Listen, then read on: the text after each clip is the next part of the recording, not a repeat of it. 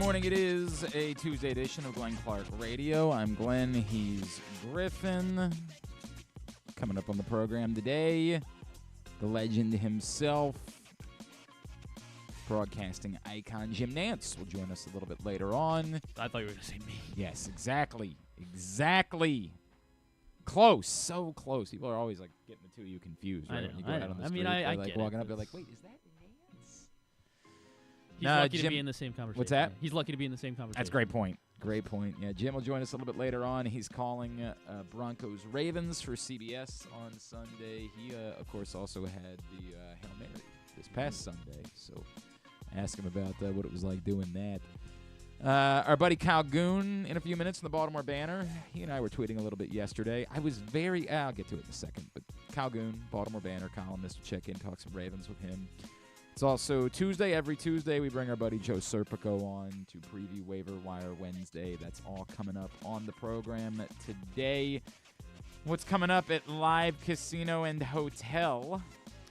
You know what's coming up. It is $7 in free slot play for every touchdown scored during home games for Baltimore or Washington's football teams this season. Live Rewards members will get $7 in free slot play who have their Live Rewards card inserted correctly into the slot machine and are actively playing. Any slot machine on the floor has to be actively playing to get your prize, but once those touchdowns score, you get $7 in free slot play during home games for Baltimore or Washington this season. Adirondack Mills must be 21. Please play responsibly. For help, visit mdgamblinghelp.org or call 1-800-GAMBLER. So, a couple of things. The first being, I am surprised by how extraordinary the reaction was of the Chiefs trading for Josh Uche yesterday.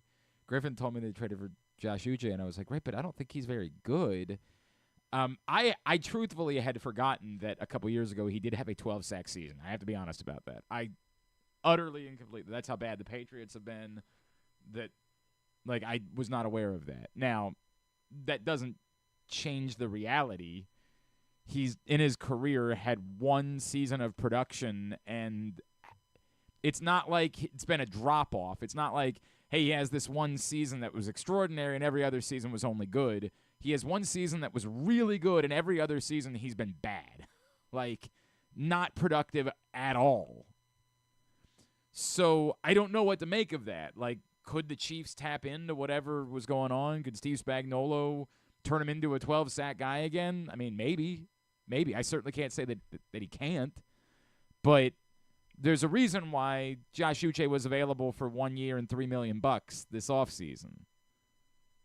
And nobody was clamoring to get him.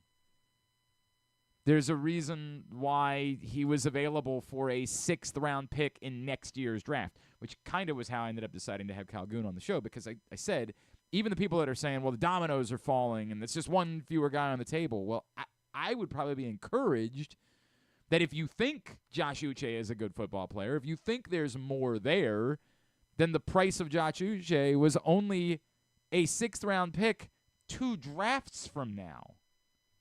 It's not even a 6th-round pick in this coming draft. He was a 6th-round pick, or cost a 6th-round pick in the 2026 draft. So that would seem to be encouraging for what the price is for edge rush help if you think that Josh Uche is helpful. And the reaction, as a lot of people cop to when they started engaging with me, really wasn't about Josh Uche, but was really more about, hey, we just want to see the Ravens do something. And I get that. And as I've said, and I'll continue to say, we get the next Tuesday afternoon and the Ravens haven't done anything, I will react appropriately then. No problem. But if the Ravens' move at edge rush was Josh Uche, and that was it, they were done, y'all wouldn't be happy with that. This is just nonsense for the sake of yelling because you're mad that the Ravens lost the Browns on Sunday. Don't get me wrong. I don't blame you for that. I understand. That's what's really going on. It's funny because we brought his name up during the show yesterday. I am more and more convinced that the reasonable target, the guy that's out there that can be had at the right price if the Ravens aren't making the bold move, is Azeez Ojulari, who's having an outstanding season. No, he's not. His career has not been this. This does stand out as a better than normal season for Azeez Ojulari to this point. And if you were watching last night because you hate yourself, God, there is nothing better for vibes than back-to-back primetime games against New York teams. It's insane how this worked out. The Pittsburgh Steelers are not very good, did not play particularly well in either game, but they played the two teams from New York that stink, and they played them in primetime with the whole country watching and saying to themselves, "Hey, look at these guys." For what it's worth, I think Russell Wilson was better last night than he was last week. There was a little bit more of a complete arsenal. He's still not completing a high percentage of passes, but like that moonball thing still works, and teams are not adjusting to it. I don't fear Russell Wilson in any way. There's nothing to fear about him, but it's can they be competent with Russell Wilson? And I think they showed a little bit more of a complete arsenal than what we had seen the week before, which was entirely underneath and moonballs. Like the first week, it was exactly what he was doing in Denver. It wasn't a wildly. I didn't even look at the passing chart to see if I. Hang on a second. Passing charts. I can't even find it. I'll find it in a minute here. You want Russell's? I would like to see Russell Wilson's passing chart, just to see if it. Well, you know what? The one at halftime was not any different. So, I'll be honest. I might no. Yeah, why do they only have the first half? Why do two people have two different passing charts?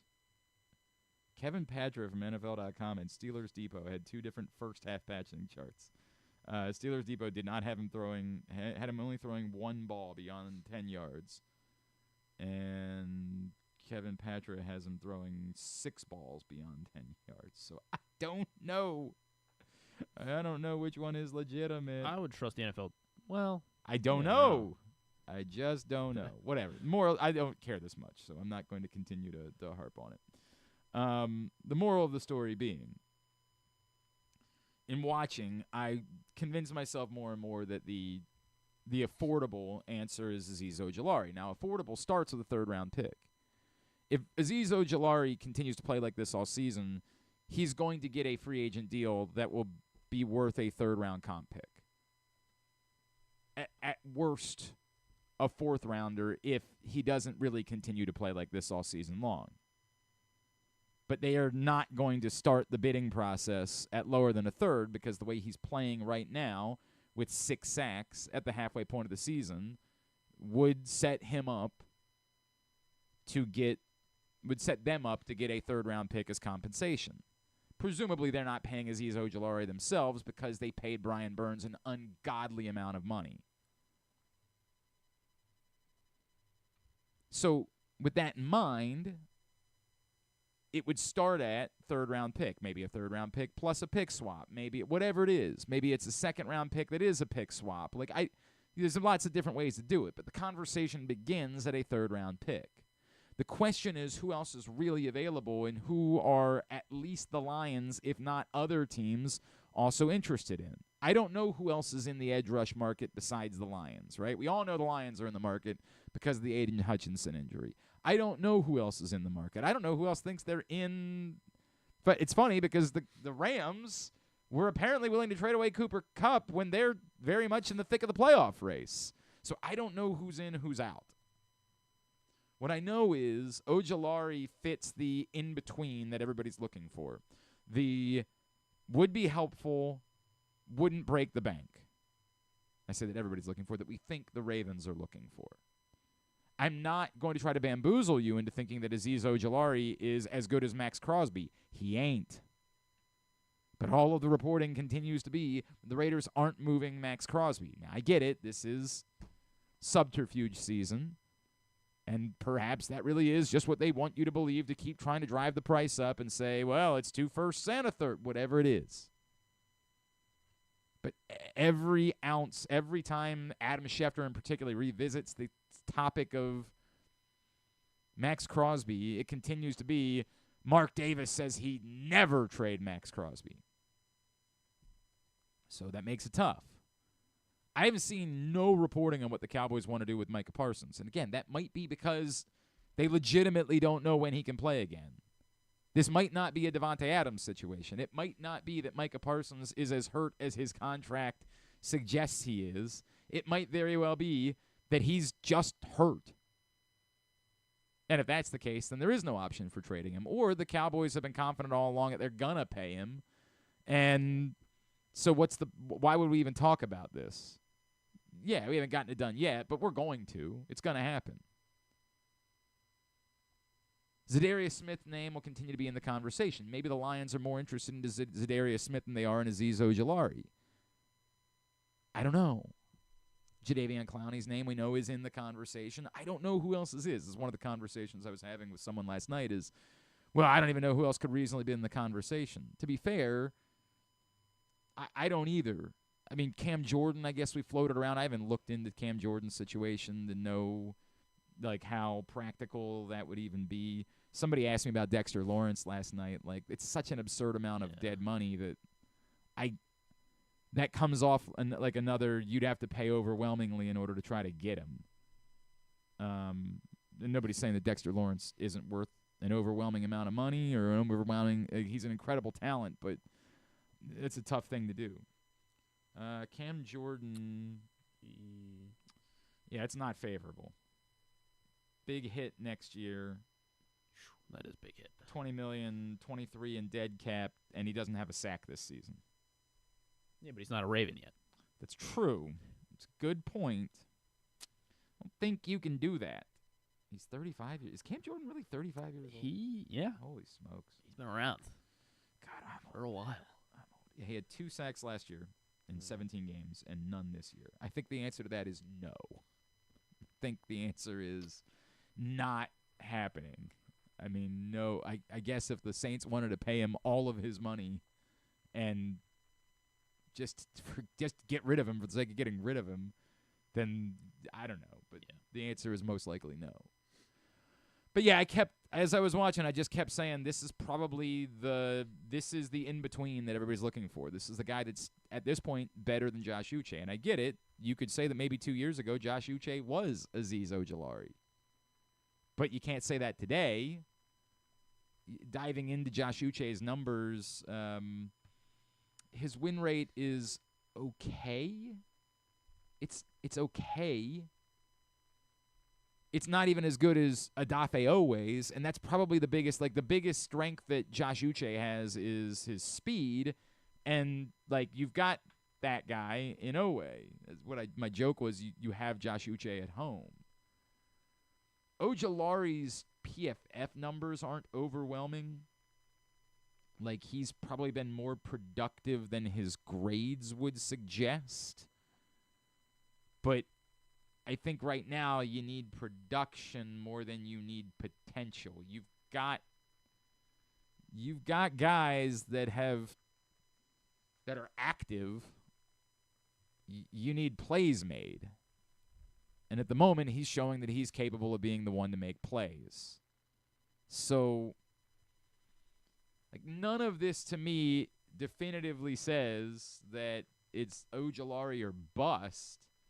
This isn't me falling in love with a draft prospect and saying, I have to have that. This is more me saying, of the reasonable things that are out there, that seems to me to be the most reasonable. And I guess I would say, even if it was Ojulari, I don't even know that I would try to sign him necessarily. This isn't like a Roquan thing where you're confident he's a special player. I get it.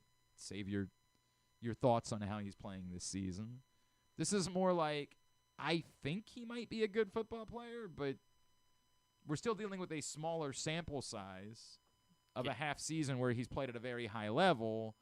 This would be more like, I'd be interested in trading for him and sort of taking on the, hey, if I give up a third-round pick and I can get a third-round pick back in compensation, that's not the end of the world. And as we said about Roquan at the time, if they hadn't signed him, even if that costs us a little bit more than a third-round pick.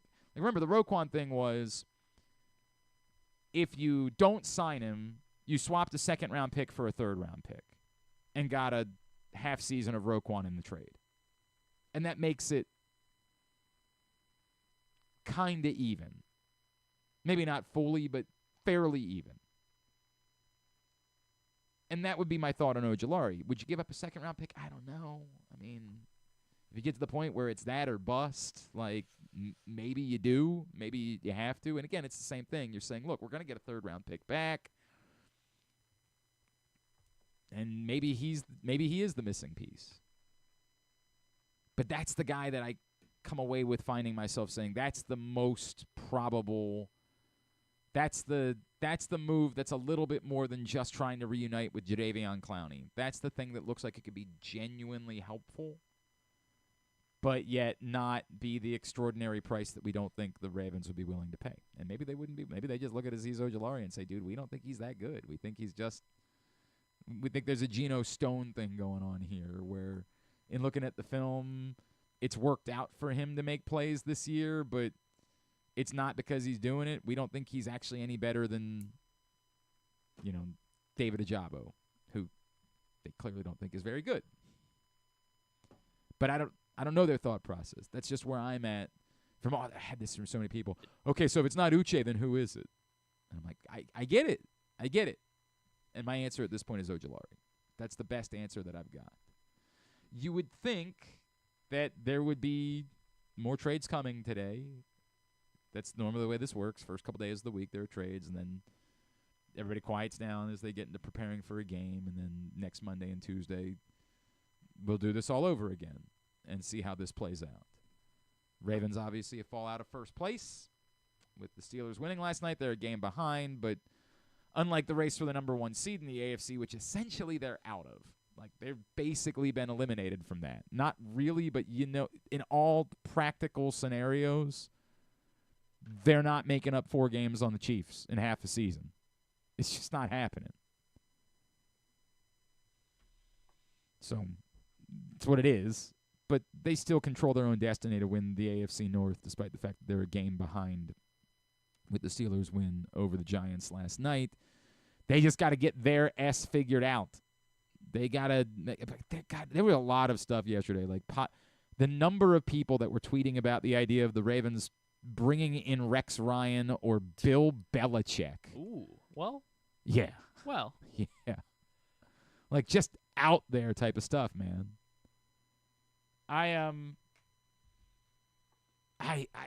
We all look, losing stinks. It's no fun.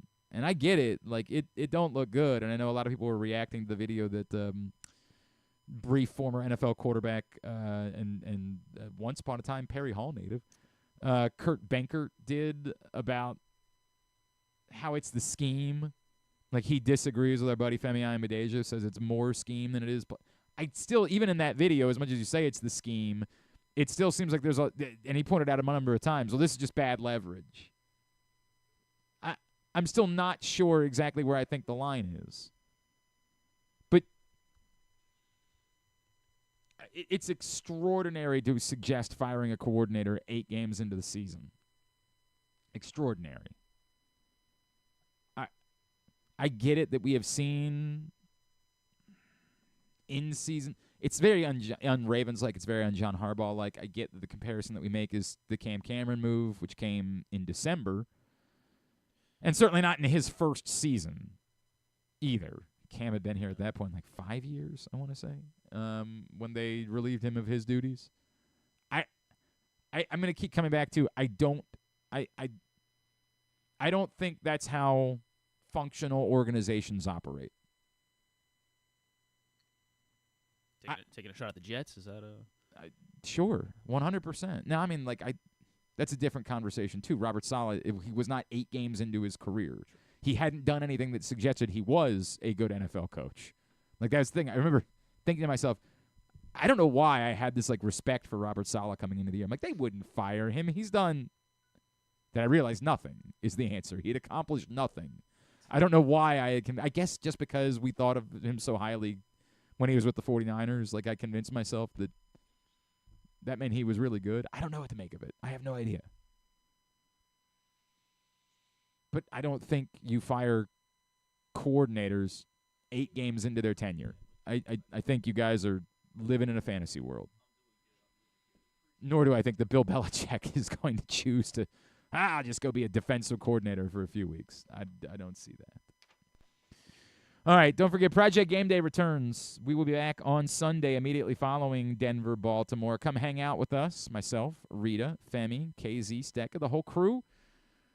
PressBoxOnline.com/gameday. It's all brought to you by Easy Pass and HelpMyGamblingProblem.org. We will see you for Project Game Day this Sunday and every game day all season long. PressBoxOnline.com/gameday. Let's talk a little bit more about the plight of the Baltimore Ravens. They are still 5-3. They are still, I don't know how to describe it. Joining us now, he, of course, is a columnist for the Baltimore Banner. He is Kyle Goon, and he's with us this morning here on GCR. Kyle, it's Glenn. It's good to chat, buddy. Thank you for taking a couple of minutes for us this morning. Yeah, no problem. In the words of your previous guest, hello, friend. Yeah. Love that guy. Every time he calls, by the way, so I've had this, like, weird long-time friendship with Jim Nantz, and even if he calls you directly, he'll do it. He'll do the bit every time. I'll answer the phone. Great. I'll say, hi, Jim. He'll say, hello, friend. And I don't know, man. It hits me in a way. I'm like, that he's doing the thing. It's so great. It's so great. I used to work in Salt Lake City, where Jim, did work in that market before he became national. And there's this legendary video of him getting into a hot tub in a full suit with all the Utah Jazz. That you could probably look it up on YouTube, honestly. I've never seen this before, and now I'm gonna have to go check it out. All right, there you so go. Kyle, you and I were chatting a little bit yesterday on Twitter, and I know you wrote about the trade stuff, and I am in agreement with you that maybe it's possible that this can be fixed internally. Like, maybe, but I don't feel good about the chances of that being fixed internally. I just think that you have enough evidence at this point. The fact that David Ojabo was a healthy scratch on Sunday kind of tells you what you need to know there. It seems like the answer kind of needs to be fixing it from the outside as much as possible. I acknowledge it's tough because the guys that you want are the guys who either aren't going to get dealt or would cost such an extraordinary amount that we just assume that the Ravens won't do it. Now, I've said a couple of times that if there's a year for them to reconsider their thought process, given their playoff failures of late, like, this would be the year to reconsider that and to think about paying a high price. But I still don't even know if, like, a Max Crosby is even to be had, and all the reporting suggests he's not. So I don't know, and I know that there was a lot of people worked up about the idea of the Chiefs acquiring Josh Uche, who doesn't do a ton for me, but at some point, I feel like there's got to be something. I keep coming back to Azeez Ojulari as maybe being the correct fit. Yeah, I mean, Glenn, I mean, you mentioned a couple things there, and I kind of want to – I think there's a strong perception, and it might be true, that the AFC contenders are loading up on some level, and, the Bills have swung a trade. The Chiefs have swung trades, obviously. And the Ravens just haven't yet. And, I don't think that's a sign that they won't. And I actually think they probably will. But as you're saying, it's just like, can you get a swing big enough to make a true difference? And I think we're at a place where, the Ravens pass rush has needed help from Yannick Ngakoue, who just a couple of years ago, wasn't that much of a factor for this team and got picked up basically off the couch. And it's just not the group they have internally. It just seems like they're not, developing the way that they need to. And I just do think that they're going to have to look externally. Now, can you get a big option? It doesn't seem that way. I don't think Max Crosby is going to be available. Mark Davis apparently emailed ESPN personally to say, we're not trading him. But, that is the kind of player that could make a difference. But is that kind of player available? I don't know. And like there is an argument for just doing something, right? Like just throwing more numbers at him. I think that was the argument some of the people that were clamoring about Josh Uche yesterday was making to me. Well, you got to do something, and I'm in an amount of agreement about that like you got to do something, but I don't know. I don't know what else. I mean, you mentioned Adam Butler, like sure, you know what I mean? Like sure, yeah. Like Ojulari is the guy that I look at and say he's been very productive. He's got an expiring contract. They probably would be looking for a third-round pick, and maybe that ends up being a third-round pick plus a pick swap or, plus something additional, knowing that if you don't sign him, you can get a third-round pick back, likely as a compensatory formula. I guess that we still have to throw in, a Jadeveon Clowney reunion into this conversation, but I don't know what kind of difference that's making at this point. Maybe the Browns, they're certainly not going to trade Myles Garrett here, but maybe they trade Zadarius Smith in division. It's not a list that I have a lot of feeling about. Yeah.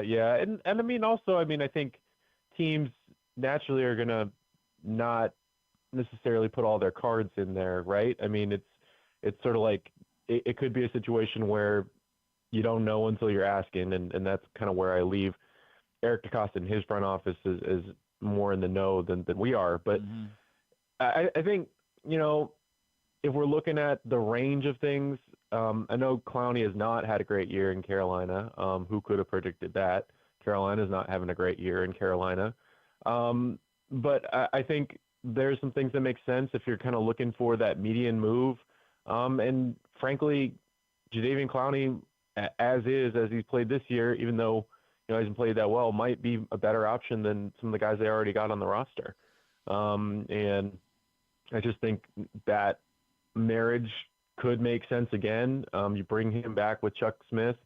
The scheme has changed a little bit, but he probably has a pretty basic understanding of what he has to do and the teammates he has to play with. So to me, that makes some sense. And then the Ravens, you're sort of talking about the picks they got to trade. I mean, they have possibly 4 compensatory picks coming up, right? Yeah, there's not room for 11 in many ways. There's not room for 11 rookies on this roster next season. There's not room for as many rookies as they brought in this year. I mean, most of the rookies they brought in this year aren't playing. So I mean, I know you can't use all your draft capital, but we know that the Ravens have more draft capital than they can reasonably use next year. Kyle Goon, the Baltimore Banner, is with us here on GCR. Kyle, the conversation about Zach Orr and acknowledging that this is not what you would have expected from the Ravens defense, even if you thought it might take a step back. But I am torn between, hey, but if they just catch the balls that are thrown their way, this looks a lot different. We are having a different conversation, and acknowledging that certainly scheming up pressure has not been anywhere close to what it looked like under Mike Macdonald. What is the fair assessment of what Zach Orr has done 8 games into his tenure as defensive coordinator? Yeah, I'm honestly torn too, Glenn, because in those early weeks I was doing a story on Zach, and a lot of the players told me straight up, like, this is not on Zach. Like, we got to figure out our stuff internally. We got to communicate better. But then, you go 8 weeks and you kind of see what they're doing. I mean, it's just, if it's week after week after week, you have to think about the scheme. You have to think about the coaching. And, Zach is a first-year coordinator, and I don't think it reflects that he doesn't have it in him to be a successful coordinator. But, I mean, obviously some of this falls on him. I think the blitzes at the end of the game, the 0 blitzes, the way the Browns were able to adapt to that, not great. And, it's just, I do think you're right that if, a couple of these guys who were in position to get interceptions, if they make some interceptions, if they catch one of those balls, if Kyle Hamilton catches one ball, the game's over. But I still think Zach would be criticized. I still think that's a huge question mark going forward. So in a way, I mean, it really just gives the Ravens the opportunity to take this stuff seriously. Not that they weren't, but this is kind of everything's pinned on if they get this defense right. Right. And I think Zach Orr has a lot of work to do, to be honest. Yeah, I agree with that. I think it's insane that, and look, the people that are maybe they'll fire him and bring in Bill Bell. Like, my God, but I just don't. It's so un-Ravens like, and I cannot fathom them changing. I mean, maybe we get to December and it's still bad that they're in it. Then I don't know. We have that conversation, but it's just very un-Ravens like for them to consider changing coordinators 8 games into someone's tenure. Yeah, and honestly, I mean, I kind of think they might have already have an issue where I kind of wonder what is Dean Pease bringing to this group. I mean, you bring in Dean Pease after just a couple of weeks, and what is the balance of power? I don't think the Ravens have really underlined that, and there's a kind of a world in which you look at that move and feel like it's undermining a first-year coordinator. How many voices are there when you're kind of setting up what the defense is doing? I was on another radio show where they're pointing out that some of the defense that the Ravens have been playing look like Dean Pease defenses. So when you kind of bring in a guy who's already done the job, who literally coached the guy you have now calling the defense, I think there's a viewpoint where that might be an undermining move and maybe too many cooks in the kitchen, as somebody put it to me in the last day or two. That's interesting. Kyle Goon is with us here on GCR. Kyle, I want to get away from the defense for a second because some consternation as well in the last 24 hours about the usage of Derrick Henry in Sunday's game. And, I've talked a lot about how it seems like they've had a plan for trying to keep the numbers down so that he can be strong for the fourth quarters. And obviously, one of the first things I was told by somebody in the organization when they signed him is he is here for January, and that all sounds good, but there is still scar tissue from this fan base about the insane way they used their running backs in the AFC Championship game last year, and in a game that was never more than a one-score game on Sunday that you look up and Derrick Henry finishes with 11 carries. I think it's reasonable to ask, like, are you committed? Will you continue to be committed to this thing that you went out and you did and has worked so incredibly well during the course of the season? Yeah, it's interesting because I think there is somewhat of a special circumstance. I'd have to look at the stats, but just my feeling from the game was, there was so many negative plays on first down. There were so many negative or non-gain plays, so many penalties, so many runs on first down that were stuffed for a loss.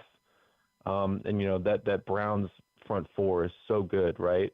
So it just felt like a lot of the game the Ravens were playing catch up and behind schedule in the downs and yardage to go. So I feel like that was one factor. But yeah, of course. I mean, I think the Browns having that special ability to pressure with 4 and then play the rest of their guys in coverage. It just felt like there was a lot on Lamar Jackson on Sunday to try and make things happen. And he almost got them there, right? So it just felt like even in the first half, I mean, we were doing our analysis for our website on the Baltimore Banner, and I was just like, if they could get the run game going, it seems like that would take a lot of pressure off Lamar right now and force the Browns to start stacking the box again. But it just never really happen like that. And I think the Ravens to some degree don't have confidence in their run game like the fans have confidence in the run game. They look at Derrick Henry as like, 6.6 yards per carry. Well, just give it a go. just right. keep running the ball, even if you're down by a score or two. But I don't know if the Ravens have that kind of confidence in the run game right now. Well, I mean, I guess my answer would be, then why is he here? And I'm not trying to say that flippantly. Like, it's sort of I don't think you go get Derrick Henry to treat him like any other running back and just sort of say, well, we've got to do this. It's a weird spot to be in. And they definitely seem like they're comfortable with, we get ahead, then it becomes Derrick Henry game. But I don't know why it is that once you fall behind, it can't be that, hey, we just do the things that we were going to do anyway. That seems odd to me. I'll leave you with this, Kyle. Anything besides edge rush, is there something else that you could see this team doing between now and next Tuesday? Yeah, I mean, I still feel like when I look at the roster holistically, I mean, I think I would want one more receiver, but of a very specific mold. I mean, the Ravens have, in Rashad and Zay, they have guys who separate, who do great jobs with their routes. I would want a ball winner. I would want a guy who can win one-on-one. I don't know if that guy's available, especially after the Chiefs go and get DeAndre Hopkins, who felt like maybe one of the last ball winners out in the market. But that's something I've been thinking about for a while, and the drops in this game just kind of reinforce this idea that, hey, maybe Nelson Aguilar isn't the best enough third receiver. Next week maybe that won't matter. Maybe they don't need it, but that's the one weakness I've been thinking a lot about with this team. And I've said even if you're comfortable with those guys, it's a depth thing to me too, where like you have 2.5, and obviously you didn't even really have 2 on Sunday because Rashad Bateman, after having a great start to the season, didn't have a good day.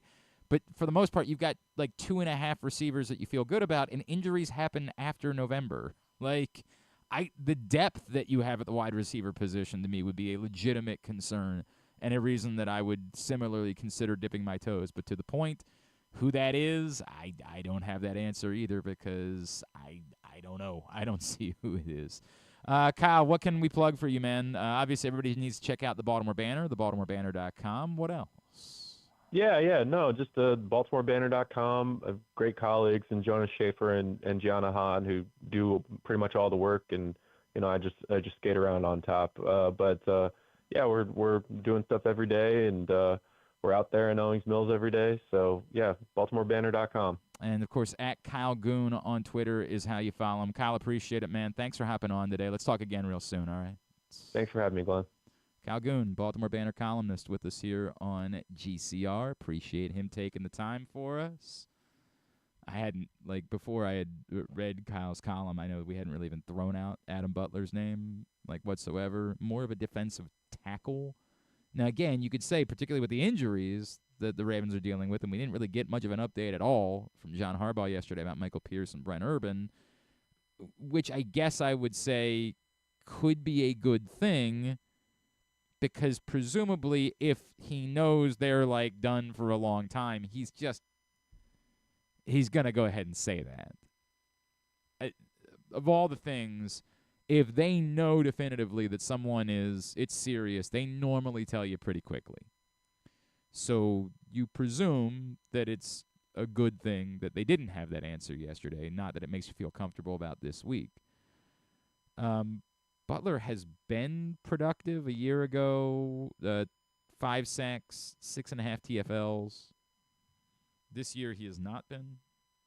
3 TFLs, no sacks. I don't know. I don't know that I'd say no, but again, what's the price? There's a lot of stuff that goes into that. This is sort of like what my ultimate feeling about Josh Uche was. If they had made the Josh Uche move, fine. Fine, go ahead. But you're not going to get me to get worked up about the fact they didn't. And that would be my answer on Adam Butler. If they do, bully. If they don't, I won't have a single thought about the topic. Nothing. But sure, throw them on the list. We come back in. Not a huge waiver wire week, but we'll talk to Joe Serpico about what you can do. No buys last week, back to a buy season this week, which is very weird. That made no sense. And then they have weeks with 6 teams on bye. Yeah. It's very effing also, and annoying. We have a week 14 bye. A bunch of week 14 buys. It's very annoying that you couldn't just spread it out, 2 teams, 4 teams, 4 teams every week for 8 weeks, something like that. Just get through it. It makes too much sense. I don't know what's going on. But we'll talk to Joe Serpico about how you can find some help when we come back in. It is Glenn Clark Radio. Treat yourself and taste the Baltimore tradition that is the legendary Costas Inn. Hey, it's Stan the Fan Charles. For over 50 years, the Costas Inn has been a Baltimore original, dishing out their amazingly scrumptious, fat, award-winning crab cakes and steamed crabs. Every season is crab season at Costas, so make your plans now by calling 410-477-1975 and reserve your taste of heaven. Sit back, crack some crabs, and watch the Ravens chase down another title on Costas Costas' 15 TVs. On Monday nights, Costas offers their half-pound jumbo lump crab cake with 2 sides for under $30, and there are nightly specials Monday through Friday. So head on down to the Costas Inn at 4100 North Point Boulevard or visit them at costasinn.com. Make the most out of every day in your Toyota RAV4. Available in hybrid or gas-only models. A RAV4 can get you where you want to go in style. Check out buyatoyota.com for deals on new RAV4s from your local Toyota dealer today. The drug scene in Maryland is changing. Fentanyl and xylazine are being added to street drugs, and you may not even know it. Xylazine is not even intended for humans, and fentanyl is an opioid 50 times stronger than heroin, and contributed to over 80% of overdose deaths in our state. Anyone who uses drugs, even occasionally, is at risk of overdose. To learn more, visit stopoverdose.maryland.gov or call or text 988. The votes were all counted, and the results are official. Royal Farms was named #1 for food in the USA Today 10 Best poll, receiving more votes than any other convenience store chain in America. The next time you want to get some good food fast, doesn't it make sense to go to Royal Farms? Voted best in the USA and home of world-famous chicken. Real fresh, real fast, Royal Farms. The latest edition of Press Box is available now. On the cover, Brooks Dubose profiles Maryland basketball forwards Derek Queen and Julian Reese as the Baltimore-built duo reunites in College Park with hopes of bringing the Terps back to prominence. Also inside, meet college basketball players from all of the area's D1 programs. Press Box is available for free at over 500 locations throughout the region, including 60 Royal Farm stores, where you can read the entire issue online at PressBoxOnline.com, where you can also find great betting advice and the best daily coverage of the Orioles, Ravens, and Terps. Need a trophy or award that's as unique as the achievement? Look no further than Crown Trophy. With locations in Owings Mills and Gaithersburg, they specialize in custom trophies, plaques, and medals for any occasion. From sports and academic awards to employee recognition and corporate gifts, visit crowntrophy.com today and let them help you create a lasting memory for your school, team, or business. Crown Trophy is a proud supporter of the Maryland Public Secondary Schools Athletic Association. crowntrophy.com. One of the things that's definitely wrong with this country is that this dude still has a job somehow, some way. Glenn Clark. All right, back in here on GCR as continue along on a Tuesday edition of the program. You heard Stan the Fan in that last break. If you missed Stan, Ross, and Luke talking baseball yesterday, find it right now. Facebook.com/PressBoxSports. Click on the videos tab. Go to YouTube.com/PressBoxOnline or PressBoxOnline.com/video. They are going to take a short, after the World Series is over, I think the plan is to do another show next week, and then they're going to take a short break before getting into the swing of the off season as teams start making moves. But Stan will be doing some other shows for you, like this week he brings back his Sports Business Huddle show, as he and Gary Stein will catch up with former executives Marty Conway and Andy Dolich to talk various topics around sports business. I believe that one is coming up today at 4 o'clock. Facebook.com/PressBoxSports. It's Tuesday, and on Tuesdays, we preview what's going on the waiver wire with our friend, Pressbox fantasy football analyst, Mr. Joe Serpico, who's back with us now here on GCR. Joe, what's going on, buddy? How you doing? Hanging in there, guys. Can every Sunday be National Tight End Day? Yeah, right? All of a sudden, tight ends have value again. What a world. What a world. And you're buying in on a couple of them, huh? Well, I mean, the main one that I saw this weekend, and a little close to home for me, is I got to watch Mike Gesicki kind of dissect the Eagles secondary over the weekend, and 73 yards, which led the Bengals. I do think a large part of that is because the T. Higgins was out, and with Higgins being out so late in the week, I think they just kind of had to throw their everything between Gesicki and Chase, and those two obviously led the team in receptions. But yeah, I mean, all throughout the league when it comes to tight ends, it was finally that 1 week where, we've been talking about it for, let's say the whole season now, where, pick your poison at tight end. If you didn't have George Kittle or Brock Bowers, it was kind of like, all right, what are you doing there? But all the major stars, they got in the end zone this week. They sure did, and again, it was nice for actually, I've been okay, like tight end wise. I've been getting by. it hasn't been as bleak for me as it's been for some other folks. Like, I'm not a Sam Laporta owner, so I haven't been quite as despondent about my situation as other people have. All right, let me go to Cleveland, because I know last week you were on board with trying to pick up Jameis in certain situations.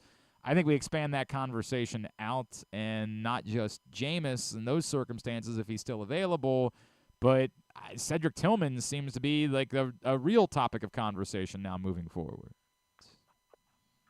Yeah, I think last week when I was on, I basically said, I needed to see more 1 week wonder out of Cedric Tillman. Well, we've seen it in 2 weeks now with 21 targets, 15 receptions. He's wide receiver 3 after this week, thanks to that game-winning touchdown. And then in regards to Jameis, we've seen this in the past. Whenever Jameis plays, the guy slings it. Let's be honest. But now he's also guilty of being turnover prone. And we almost saw the Winston of old. If only Kyle Hamilton could have held on to that there. But yeah, it just seems like that. Since that trade with Amari Cooper, that Cedric Tillman is become the de facto number 1 there.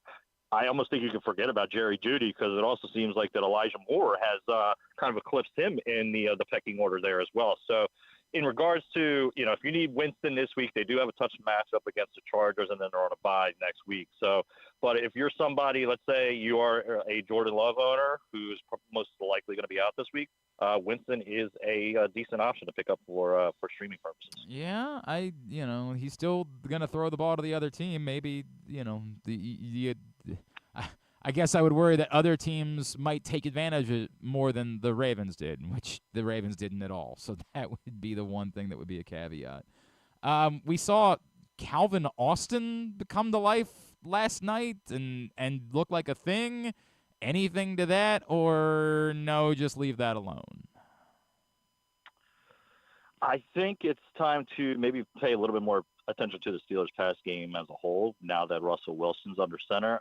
Pickens was somebody whose value obviously went up with the change, and I think now it's the case what we're seeing with Calvin Austin too. Now, am I going overboard to get him? No. I think he still kind of falls into, let's say, wide receiver 4, wide receiver 5 category. But we're getting into crunch time with bye weeks. We got 2 this week. We've got 4 next week, 4 the following week, and 6 after in fairness, that. I think the Steelers are one of the bye weeks this week, so he's not going to help you this week. Also true, yes. Now you mentioned that, yes, they are actually one of them too. But yeah, let's say for those upcoming bye weeks, like I said, you've got 14 teams on a bye in 3 weeks. So if you need somebody for a spot start at flex, Calvin Austin is a potential option. Now again, I'm not going overboard to grab him, but I do think the Steelers as a whole, I think you kind of bump up everybody, including their tight end as well. Speaking of bye weeks, the 49ers situation is complicated. I see that you have Isaac Guerendo on your list, and understandably so, but if you were to put in a waiver claim for him, if he's still available, would you even end up using Isaac Guerendo? That's the thing. You kind of want to pick him up as like a precaution. Let's say, Mason is out for multiple weeks, and then we need to see what's going on with Christian McCaffrey. Now, the rumors are that he is going to be back in Week 10, which could mean your pickup of Guerendo is next to nothing. But at the same time, let's say both guys are out, you have yourself a spot starter for that week. You're not going overboard to grab him, maybe $1 or $2 just to, again, stash him there to see what kind of happens in the next couple of weeks. But it's also going to be a situation where, I kind of have right now, I have Guerendo as one of my top handcuffs. Well, that's soon going to shift once Christian McCaffrey comes back in the lineup, and you don't expect to see as much Jordan Mason when that happens. Yeah, I would certainly think that if you're a McCaffrey owner, you're going heavy for Guerendo if he's still available, but it's tough for me on anybody else. We're chatting with Joe Serpico, Press Box Fantasy Football Analyst here on GCR. That said, it really doesn't feel like there's like a lot to spend fab money on this week in general. Like maybe you're spending a couple bucks on Tillman. Like what would you actually spend fab money on this week?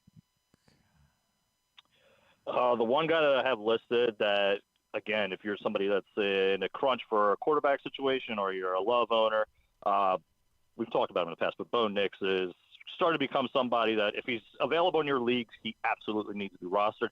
And he needs to be considered to be a borderline QB1 at this point. Coming into the year, we all thought that we knew that it was a good pairing with him and Sean Payton together. Now, do we expect him to be this effective as a runner? And I think that's what's been contributing to his fantasy contributed. So I would just contribute to say, get Bo Nix, put him at least on your team. And again, if you're in a situation now, let's say you're trying to think of somebody who's like borderline top 12, but I would consider. But let's say you are a Dak Prescott owner, I would definitely start Bo Nix over him. If we just talked about Russell Wilson, I'm still starting Bo Nix over him. Jameis Winston, I'm starting Bo Nix over them. And there's quite a few. Let's say Trevor Lawrence. You could just kind of go down the line. There's a handful of guys that I'm trusting Bo Nix now just because of what he gives to you as a runner as well. I mean, what a world. Like, what a world we're living in. And normally somebody, in past years, somebody said, yeah, but he's facing the Ravens defense this week. This week you'd say, yeah, get him in there because he's facing the Ravens defense. Well, absolutely. I mean, the Ravens are giving up the third most fantasy points for quarterbacks, so this week is a good week to start Bo Nix. Yeah, really good week to start him. Let me ask you a couple things that are sort of off the subject. I am someone who likes using the whole of my roster, and in the last few weeks, we've seen a lot of guys return from IR, and I suddenly look down and my IR is empty, right? Cooper Kupp's back. Puka Nacua is back. You mentioned Christian McCaffrey's coming back. Nick Chubb came back. Is there anybody still out there that's IR eligible that might be returning that maybe somehow someone has just noticed isn't, that you could pick up and stash on IR if suddenly you have IR spots available over the last couple of weeks? Yeah, well, I saw a league recently where Isaiah Pacheco happened to be out there, so if you can grab him and stash him for the rest of the way, obviously do that. I think the first one that comes to mind is, and potentially comes back this week, is Jonathan Brooks. I am a Chuba Hubbard. I'm a Chuba Hubbard owner, so part of me is really hoping that it doesn't happen. But they drafted the kid in the second round. It was always talked that once he was back healthy, that they would make sure that he gets involved. He is the future of that offense now. They're going to ease him back into it, but he could be one of those guys that's a league winner for the second half of the season. Let's say, say something was to happen to Hubbard. Brooks becomes an instant RB1, RB2 option for you because I don't think they're going to give it over to Miles Sanders. I think they've kind of waiting for Brooks to get back to kind of phase Sanders out. So Brooks is the guy. If he's somehow out there, you can stash on your IR. He's the man I want. No, that makes sense. Unfortunately, I did just check, and he is taken in all of my leagues. All right, go ahead, Griffin. With all the injuries now to the Jaguars pass catching group, is it just the Jags are so bad, stay away, or is Parker Washington a guy? If Gabe Davis is available, is he a guy that you should be scooping up? Oh, I mean, they're so bad. I don't even know if I want anything to do with all of them. I think the only thing that I want to deal with the Jaguars right now is Tank Bigsby and Evan Ingram, to be brutally honest. Parker Washington, we've seen him in spurts here or there, and I guess you could say the same thing about Gabe Davis. He's the ultimate boomer bust player. But I'm trying to avoid those guys. The Eagles' defense, especially the pass defense, has kind of been decent the past few weeks since they have kind of turned things over to their rookies back there. And let's face it, the Jaguars have been pretty dreadful, so I'm not really trying to rely on those guys right now. There's better options out there. I would rather have a Cedric Tillman over both of those guys for sure. It seems like Keon Coleman is still available in a lot of places. Yeah, that's been kind of shocking to me. And it's also kind of been a little bit weird to me. Amari Cooper comes in, and all of a sudden he's getting more run as of late. I think that's a little bit ironic too. But, yeah, I mean, I think he is a beneficiary of, again, there's nobody really else there. We talked about Khalil Shakir to start the season, but, he was never really going to be a true number one. He was never thought that to be. Yeah, so, you couldn't really expect that. Curtis Samuel's already banged up. That seems to be the case with him every year. So I do think at some point we're going to see basically a duo of Cooper and Coleman. And I think, the presence of Cooper ultimately does help Coleman get open, and then we've seen it now the past couple of weeks. He is a target in the red zone as well. All right. Anything else we're not thinking about right now that we should be on our radar as we head into Week 9? I didn't post them in the article. That's because this little nugget came across me today. Keep an eye out for Xavier Legette. He's got 3 TDs in the past 5 games. Now, he's not doing a whole lot in terms of yardage, but he has kind of become the number 2 in that offense there. And if Deontay Johnson is on the move, as kind of been rumored as of late, I do only think that it boosts the Legette's value. Now, again, this is still the Panthers here, so let's not go overboard. Right. Yeah, let's not go overboard. But, it's always nice to have a wide receiver one somewhere. And then I guess we're kind of hoping that Andy Dalton comes back to the helm there, too, as well. I guess. I'm not really sure how much of a difference it's going to make, but I hear you. I completely get it. All right, at Joe Serp on Twitter is how you follow him. Of course, you can read all of his stuff at PressBoxOnline.com throughout the course of the week. Joe Serpico, appreciate you, buddy. We'll talk to you again next Tuesday, all right? Absolutely, guys. Good luck this week. That's our PressBox fantasy football analyst, Joe Serpico, with us here on GCR. He joins us every Tuesday, courtesy of Live Casino and Hotel, in order to get us ready for Waiver-Wire Wednesday. Thankfully, not a week in which there were extraordinary injuries. Even the Jordan Love thing looks like he's trending towards being good to go this week against Detroit, which you hope he is, because that, I believe, is the marquee national game. The 4 o'clock game this week is Detroit-Green Bay. So that would be much like when we were worried about Jaden Daniels not playing last week. You would really like to have both quarterbacks on the field for that one this week. But, hey, other good news, we get another primetime Jets game this week. Just like we've all been asking for. We've been clamoring for it, and we get it. This Thursday night, Texans-Jets. Oh, I meant to ask him about John Mechie and just forgot to. Piss. Call him out? Text him. Just say, hey, Glenn wanted to know if John Mechie's worth any. It feels like you couldn't put in fab money for John Mechie. Like, you'd have to watch that for a minute. Screwed that up. My bad. I mean, I'm not. Who am I kidding? I'm not picking up John Mechie. What am I doing? Like, this is the bit where you start looking at your roster and you're like, you get to this part of this. Early on in the season, you have picked up a bunch of backup running backs, like sort of seeing, like, and then you just realize they are of no value. As much as you want to hold on to all of these handcuffs, you're like, yeah, the roster spot could be used for something better than this. I was attached to Jaleel McLaughlin for way too long. Yeah, there you go. I think last week I finally dropped him. I was holding on to him. I'm still holding on to Ray Davis in some of my James Cook leagues, just because, I don't want to be the guy that loses James Cook and doesn't have Ray Davis, but.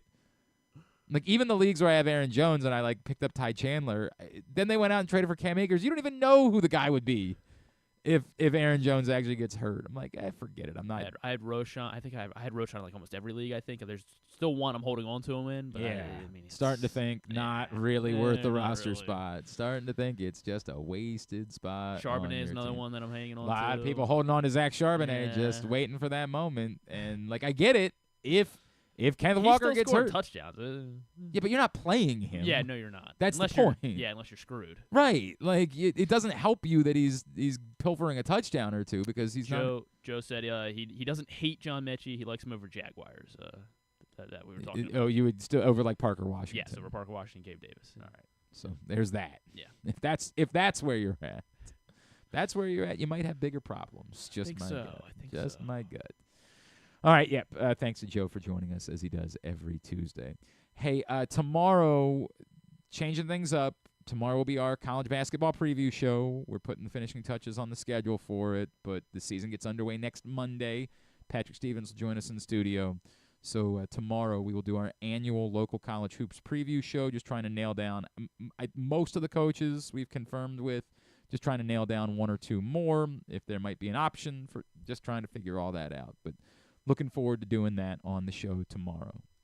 When we come back in, I'm looking forward to catching up with, hello, friend, Jim Nantz, who will join us before he calls Ravens-Broncos Sunday for CBS. We will chat with him when we come back in. It's a Tuesday edition of Glenn Clark Radio.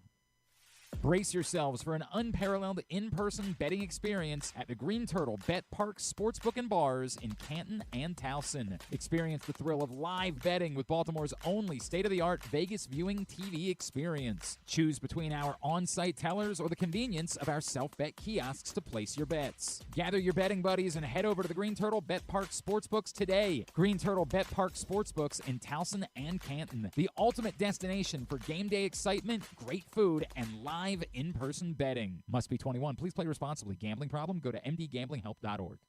Hey Baltimore, it's number 10, Arthur Millette, and I'm hoping you'll slot us in all season long for the Arthur Millette Show. We will be traveling around the region all season, giving you the chance to get to know me and my teammates. There will be some football talk and a lot more. You can watch this show live on PressBox's Facebook and YouTube pages and listen every Friday night on 105.7 The Fan. Find out more at PressBoxOnline.com/Millette. The Arthur Millette Show, the only show in town that's a work of art. Whether your focus is luxury and comfort, convenience and technologically advanced connectivity, or sporty performance and aggressive styling, we've got the perfect Highlander for you. Check out buyatoyota.com for deals on new Highlanders from your local Toyota dealer today. The ultimate fan experience awaits you at Sports and Social Maryland. See how we're raising the sports bar with our massive 100-foot media wall featuring 40 HD TVs and a 47-foot big screen. Bet on your favorite teams and this year's biggest events at the FanDuel Sportsbook while enjoying your favorite beers and cocktails, plus our delicious takes on bar food classics. Visit Sports and Social at Live Casino and Hotel Maryland at Arundel Mills. Must be 21. Gambling problem? Call 1-800-GAMBLER. The drug scene in Maryland is changing. Fentanyl and xylazine are being added to street drugs, and you may not even know it. Xylazine is not even intended for humans, and fentanyl is an opioid 50 times stronger than heroin, and contributed to over 80% of overdose deaths in our state. Anyone who uses drugs, even occasionally, is at risk of overdose. To learn more, visit stopoverdose.maryland.gov or call or text 988. Gambling can be a fun and entertaining experience, but there are risks involved. If you're planning on betting on the game at the casino or on your phone or computer, know your limit, stay within it. Set a budget and a time to stop. Remember, gambling isn't a financial solution, and it doesn't mix well with alcohol or drugs. Know the risks and have a plan before you begin gambling. For free and confidential services, call 1-800-GAMBLER 24/7 or go to helpmygamblingproblem.org. Driving in Maryland? Did you know an Easy Pass from DriveEasyMD.com can save you time and money? Of course you did, because you are a thrifty driver. An antenna reads your Easy Pass transponder and automatically deducts the toll from your Easy Pass account. There, you just saved money with Easy Pass, all without slowing or receiving a notice in the mail. Well done, thrifty driver, well done. Get your Easy Pass at DriveEasyMD.com. Contrary to what some people believe, I actually like this guy when he sleeps. Glenn Clark, talking sports. All right, back in here on GCR as we continue along on a Tuesday edition of the program. County Sports Zone is where you find everything you need to know about high school sports in the state of Maryland, public schools, private schools, football, soccer, field hockey, volleyball, and as we get into winter sports season, basketball. They got you covered for all of it. Scores, every score for every game, every level all across the state. You can find it at countysports.zone, which is proudly sponsored by your local Toyota dealer, and buyatoyota.com. Two quick basketball notes before we talk to Jim Nantz. First being, Griffin just passes along to me that Rudy Gay has made his retirement from the NBA official. Of course, Archbishop Spalding, a legend. I believe he started at Eastern Tech, if I remember correctly. Well, my mom was teaching there. Oh, really? Yeah. That's cool. So Rudy Gay was not always very popular here. A lot of people don't know this story. If you're younger, you might not remember this story, but Rudy Gay committed to UConn. Maryland was heavily in pursuit of Rudy Gay, and there was a lot of controversy. Gary Williams was very unhappy with the fact that this is back in the day when you would play exhibition games against just this random. There was a team that used to tour around playing exhibition games called Athletes in Action. I don't know what it was. I don't know what the purpose of this thing was, but it was a basketball team that would show up at Michigan State one night, and then they would play the next night at Indiana, and then the next night at they would just play all these exhibition games against college basketball teams that you could watch on TV that would air on the radio. Now exhibition games are between two Towson played St. John's in an exhibition game. Apparently Arizona State played Duke and lost by 1,000 points. And you're not allowed to televise them. It's some are or at least locally. I don't know. It's weird. There was a Michigan State game that was televised on the Big Ten Network, and I know there was one that was on SEC. But I think if you play a non-D1, it's allowed to be televised. Like if you play a D3 or something like that. I'm not sure exactly what the rules are, but I saw because Grand Canyon's playing one tonight, and it's on their local Fox affiliate, and it's But are they playing another D1 or are they playing? I don't know. I got to be honest with you. I don't pay that much attention to Grand Canyon basketball. believe the Maryland women are Love playing ranking. Frostburg tomorrow night, and so like that qualifies. But then back in the day, you weren't allowed to play D3 schools as a regular season game. Now you're allowed to do that. You can schedule lower level teams as regular season games, and then it's like a real game for you and an exhibition for them. It's so effing complicated. Patrick Stevens could probably explain it to us. Probably could.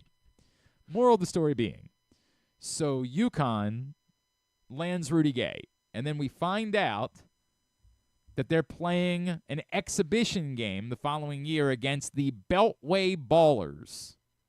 The Beltway Ballers is this group led by Anthony Lewis, who was Rudy Gay's AAU coach. So while it wouldn't have been at the time considered, now all of this is hilarious today, given what the rules are, but even this at the time wouldn't have technically been cheating in the NCAA. The problem that Gary Williams had was like it was unethical. It was you were finding a workaround in order to pay for Rudy Gay. Like, we'll get you Rudy Gay if you pay us X amount of dollars, something like that. Now, that's probably, I have no reason. I think I remember bringing it up with Rudy once upon a time, and he kind of chuckled, like, almost giving me like a, yeah, like, but I don't even know that maybe Rudy Gay was always going to go to UConn, right? Like, maybe he was, I have no clue. Could not possibly tell you.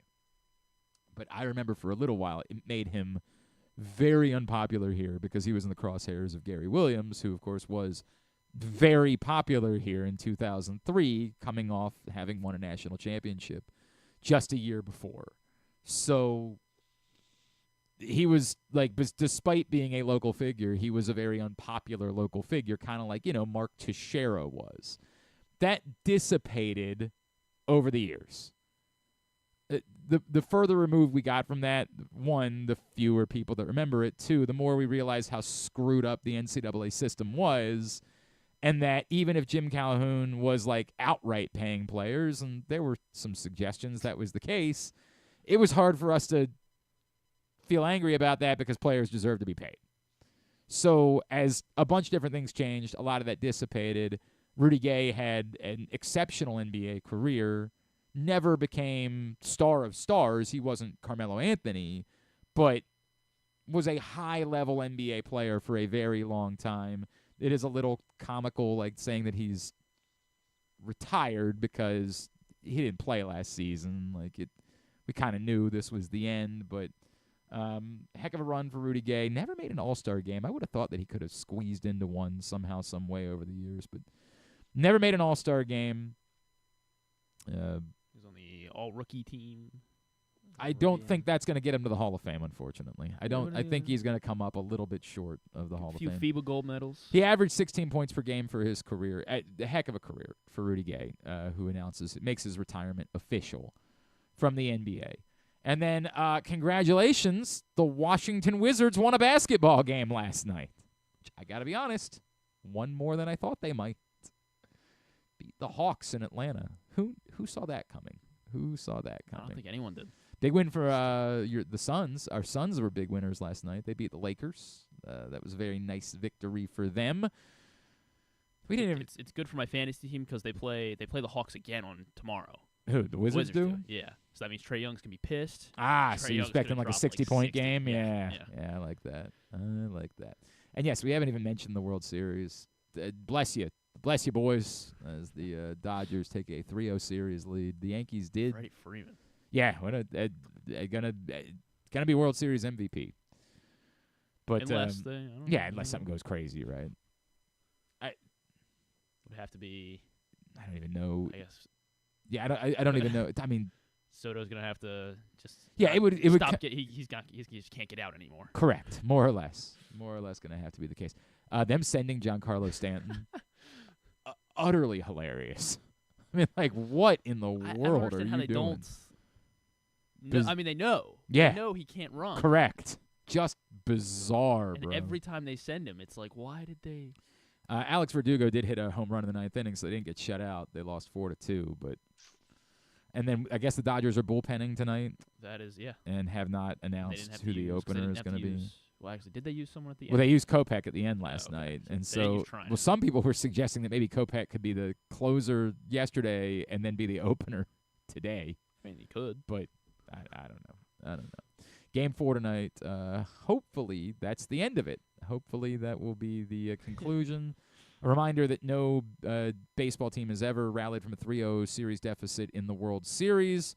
Only one, of course, has ever rallied from a 3-0 series deficit all time in baseball history. That, of course, being the 2003 Red Sox against the Yankees in the ALCS. Had to do this a little bit earlier because of his very busy schedule, but we always make time for this man. He is, of course, the great Jim Nantz here on GCR. Well, I never get sick of this. We're getting a second taste of this man this season as he is back in town this Sunday when the Ravens host the Broncos on CBS. He is, of course, our longtime friend, the great Jim Nantz, and he is back with us now here on GCR. Jim, it's Glenn. Always appreciative of you taking the time. Thank you for joining us this morning, sir. Hey, you know what, Glenn? We actually have now a lot of years piled up. Man. Doing this, and more importantly, a lot of years of friendship. So it's great to be back with you. I'm excited to be back in the booth at M&T Bank this Sunday. I know there are going to be a lot of people anxious to put the stench of Sunday's loss to Cleveland behind them, but I still think the Ravens, even with that performance, I still think they have a great chance to make a very deep run, maybe a Super Bowl run. I want to talk about it. I hope you know, by the way, that I never take it for granted how kind you have been, and it's one of the things that I almost get emotional about how kind you are as a human and how much it means to all of us in this business. So thank you for that, Thank Jim. you. Thank you. Jim, if I could, because we want to talk about the Ravens, but obviously you just saw something unbelievably special on Sunday. Yeah. As a broadcaster, and I'm just picking your brain, like, do you think at all about the possibility ahead of time and what you do, or do you just know the best thing I can do is simply react the way that everybody else is to this magical thing that's unfolding in front of me? Well, you're lulled into a bubble, and you feel nothing in terms of the intensity that's out there for the viewer. You just feel completely lost in the arena. And no, you don't pre-plan anything. I didn't see the outcome before it happened. I just kind of went with the flow. And I've had it played back to me a few times over the last couple of days, and I find it interesting, my cadence on it when the snap was made, and you see Jaden Daniels trying to buy some time by rolling to his right and even backpedaling a little bit to the 30-yard line, and I made a reference about that. Yep. So my voice is very much just kind of like, hey, we're playing this out. This is getting longer by the second, and now he has a chance to step into something, as if to say, and now we can get to the throw that we're all waiting for, and and now here it is, the Hail Mary that will decide it, and something like that. And then of course we know what happened. It was in the end, it was the easiest Hail Mary catch of all time. There was no one around, Noah Brown. It just fell right in his hands, and of course, I reacted to it. I'm in a reactionary business. You can hear my voice is still not full strength. I think I popped the vocal cord on that call. So early in the week, I'm limited in practice, but I should be full strength. Non-injury designation comes I like Sunday. that. Not even probable, the whole way ready to go. No, it would be fine. You nailed it. No, Coach is kind of giving me a Veterans Day rest, but when he caught it, I just love that the moment just kind of happened, and I was inside of it. I felt like it was slow motion, and I think I reacted the way it should have been handled. You truly nailed it. I wouldn't take anything back. Nope. It's interesting to hear it because when I get out of the booth and I'm walking down, everybody is euphoric. I'm not talking about the Commanders fans. I'm talking about my whole CBS crew. We've just had this incredible, epic ending. And somebody said, "What did you say?" And I said, "I have no idea what I said." So to hear me say, This town is going crazy, you know, and with an emphasis, inflection so strongly on crazy. That was just in the moment. And then I had a line that it was a madhouse here in Maryland. So it was just an amazing thing to watch. And, you know, you don't want to sully a moment like that. You want to be able to go along with the clip because the clip's going to be played back forever. That was I know it was in Landover. This was a landmark moment for that franchise to officially say, we've broken the curse, we're back, and, you know, we're going to find out a way to win now. Well, and ironically, you had just seen them, obviously, a couple of weeks before that here in Baltimore. And as we transition to the Ravens, Jim, I think that day was evidence of what we know the Ravens are capable of being, which is when they're humming with Lamar Jackson and Derrick Henry, it really does seem like it is unstoppable. There's just nothing that a defense can do when the Ravens have things clicking. We can talk about, you know, their own defense in a second, but how impressed are you by just seeing those two in the same backfield together? Well, you're referencing I was there for the Commanders game, which was won by Baltimore 30-23, and they were really unstoppable. And we've seen that most of the time this season since they got things really cooking at Dallas in week 3. So I walked away from that and said, I've just seen the best team in football. You know, the record doesn't show it. I fully expect this will be the year for the Ravens. But it's week to week in this league, Glenn. It changes so fast.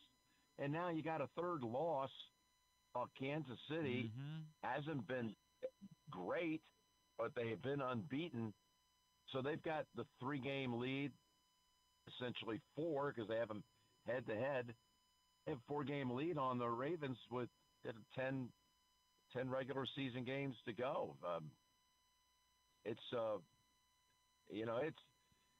That doesn't mean you can't go win on the road. But I was surprised by the Cleveland loss. But then again, almost nothing in this league surprises me anymore. Boy, isn't that the truth. The great Jim Nantz is with us. Ravens-Broncos Sunday, 1 o'clock on CBS. He, Tony, and Tracy are on the call. Jim, if I could, when you saw them that day, was there any part of you that said, yeah, but you know what? The Commanders moved the ball really well against them. You have caught, obviously, all of the legendary Ravens defenses over the years. You've seen all of it. We are not used to this here in Baltimore. Were you concerned then, and how concerned are you particularly after the Browns game about just in the context of trying to win a Super Bowl where the Ravens are at defensively? Well, they've got to figure it out, and they've got plenty of time to figure it out. That is clearly the concern right now, is that this is not the great Ravens defense that we've grown accustomed to, that we even just saw last season when they swept the most important categories, first across the board. Fewest points allowed, fewest yards allowed, most sacks or whatever, maybe most takeaways. It was amazing what they accomplished and accumulated last year. So now they're like in the 20s in all those categories in the league standings. So that's got to get better, but I believe it will. And you can't make – it's amazing how many teams have a completely different look the second half of the season. Now, you got a Denver team coming in here that in some ways we think they're pushovers, but they're not. No. And their defense, hey, I take the Ravens offense in pretty much every matchup, even against great defenses. But what they're doing in Denver with this defense, it's going to be a better game than you think. This is our primary game. Denver's won 5 games now. They're 5-3. Their rookie quarterback's getting comfortable. He's running things, and listen, Peyton is coaching and teaching, and that franchise has come a long way. And alas, they've emerged into a number 1 slot on a CBS weekend, which we never saw that at the start of the year. They would be in that place. I'm with you, and I do think, to your point, it's got to be a testament to show. This is not a group of household names that we're talking about with the Broncos right now. This is not, Peyton Manning and Von Miller from a few years back. Like, this is a group that they've had to get more out of, and it seems like Sean Payton is doing just that. He's doing a heck of a job. I mean, they are playoff contenders, and they're fearless. I mean, they've won some games now on the road that you never would have expected. So they can quiet people down pretty quickly. So anyway, short of it is, it's going to be a good game. It's always good to be back in your great city. I had a wonderful time there 2 weeks ago. Got to walk the harbor, have a little dinner on the harbor, a lunch too, and Little Italy, visit there, and I enjoy myself when I'm in Charm City. I know you do, and we enjoy having you. If I could, I know that you will want to praise everyone, but you have watched iconic, and you have had a seat, and to get to know these guys and to see them at the height of their heights. And I know that Lamar Jackson hasn't won a Super Bowl yet, Jim, but just from a sheer viewing and you don't know what you're about to see standpoint, can you give a sense, is he one of the 3, one of the 5, one of the 10, something like that, greatest athletes that you've been able to broadcast in that Tiger Woods, Tom Brady ilk? When people put lists together, sometimes they're not ready, and they forget guys from over here, over there. This is my 40th year at CBS. Right. I'm calling my 500th game in a couple of months. Congratulations. For the NFL. So I've seen a lot of players. But listen, I don't want to sell him short. I don't know. Is he on top 5? I couldn't sit here and rattle it off the top of my head, everybody that I've seen, because I saw players back in the 80s. I did games, believe it or not, with Joe Montana, Jerry Rice, and Emmitt Smith, Walter Payton. I did games with them, playing in those games. So there are a lot of great athletes. But in the modern era right now, what Lamar's doing, still got a great chance to win a 3rd MVP. It's spectacular to watch. It really is. Jim, is there anything else that we can plug for you, my friend? Oh, listen, not a thing. I long for nothing. I'm grateful for everything. I'm grateful. I have a big, big spot in my heart for all this gratitude to be able to go to games like this, to see the game that I saw last week, to still at this point in my life, this station in life, to chase the childhood dream. It's all good, and there's going to be no one in that stadium who's going to enjoy being there more. Now, maybe some can be at the same level, but I will be having a great time on Sunday, trust me. Jim Nantz, it's all sorts of gratitude to be able to spend time with you, my friend. Thank you for making time for us Thank you, always Glenn. this week. Thank you, brother. I appreciate you, man. I hope to see you. This is the great Jim Nantz with us here on GCR, as he will be on the call for Sunday's game. Appreciate him taking the time for us. And, yeah, kind of funny that, he was still struggling. Still, the moment calling the Hail Mary on Sunday still had him struggling a little bit vocally more than 24 hours afterwards. So appreciate him grinding it out for us and spending the time with us, and looking forward to having him back in town for the 2nd time this season. All right. If you've not picked up, speaking of basketball, we were talking about that earlier. If you haven't picked up the print issue of Press Box yet, do that right now. On the cover, Baltimore-built duo of Julian Reese and Derek Queen, hoping that as they reunite, the former St. Francis teammates, as they reunite in College Park, they can lead Maryland basketball back to prominence. You can get that print issue for free at your neighborhood Royal Farms, and at the hundreds of locations around town where you find Pressbox, or read it all at PressBoxOnline.com. Lots of other college basketball coverage inside that print issue. Meet players from all of the D1 programs around the state. Go get that print issue today at your neighborhood Royal Farms. We'll see. I don't know how this is going to go. I buried this segment, I feel like a couple of years back. I mean, I feel like it might be 4 years at this point. I don't know that we've done it since the pandemic. We definitely never did. No, we just you know what really happened is we got to Tuesday and we were just all ready to move on. Okay, so it's always a Tuesday thing. It's always been a Tuesday thing. We've always done Pats on the Ass on, I think maybe back in the day when I was doing post-game on the old radio station that doesn't exist anymore. I think that we did Pats on the Ass during the post-game show and then maybe did 5 plays on Monday. Gotcha. But then when we moved the show here, originally we were not doing anything post-game. So we did Pats on the Ass on Monday, and then it was too much trying to do Pats on the Ass and 5 plays, so we moved 5 plays to Tuesday. But then particularly, like next week when you have a Thursday night game, by the time you get to Monday, you're 5 days removed from the football game, and it's really hard to still be zeroed in on what the 5 plays were. Part of it, too, when we started this segment was a film watch. Like, I really did used to go back when I was on the beat and when I would go back and rewatch every game. And then I also didn't have kids then, and I didn't have 16 other jobs. Like, there was a lot more time to do those things. I did find myself hopping on NFL Plus a little bit yesterday as we were preparing the segment to bring it back. I was like, piss, I got to go back and rewatch certain, but I didn't rewatch the whole game. I'm sorry. I don't have the time to do it. If somebody was paying me to do that specifically, then by all means, I'd rewatch every game. But you're saying you can be the... No, I'm saying, they're not paying you to watch every game? Not to rewatch them. No. Not to go back and spend a couple more hours on a Monday rewatching the games. No, not the case. That said, the concept of this segment, and I'm worried about Griffin because Ryan Shell failed on this constantly. Well, I'm not constantly. Kyle and I would fight about it, like because Kyle and I fought about everything. We were like an old married couple. We just fought constantly. Sure.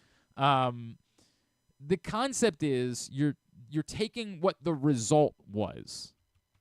Okay. So in this case, the Ravens lost, and you're trying to identify the 5 plays from the game that best tell the story of what the result was, not a blowout. Like, that's the problem. So when you would win 35-7, you weren't really looking for the 5 plays that told the story of a 28-point win. You're looking for the 5 plays that told the story of a win.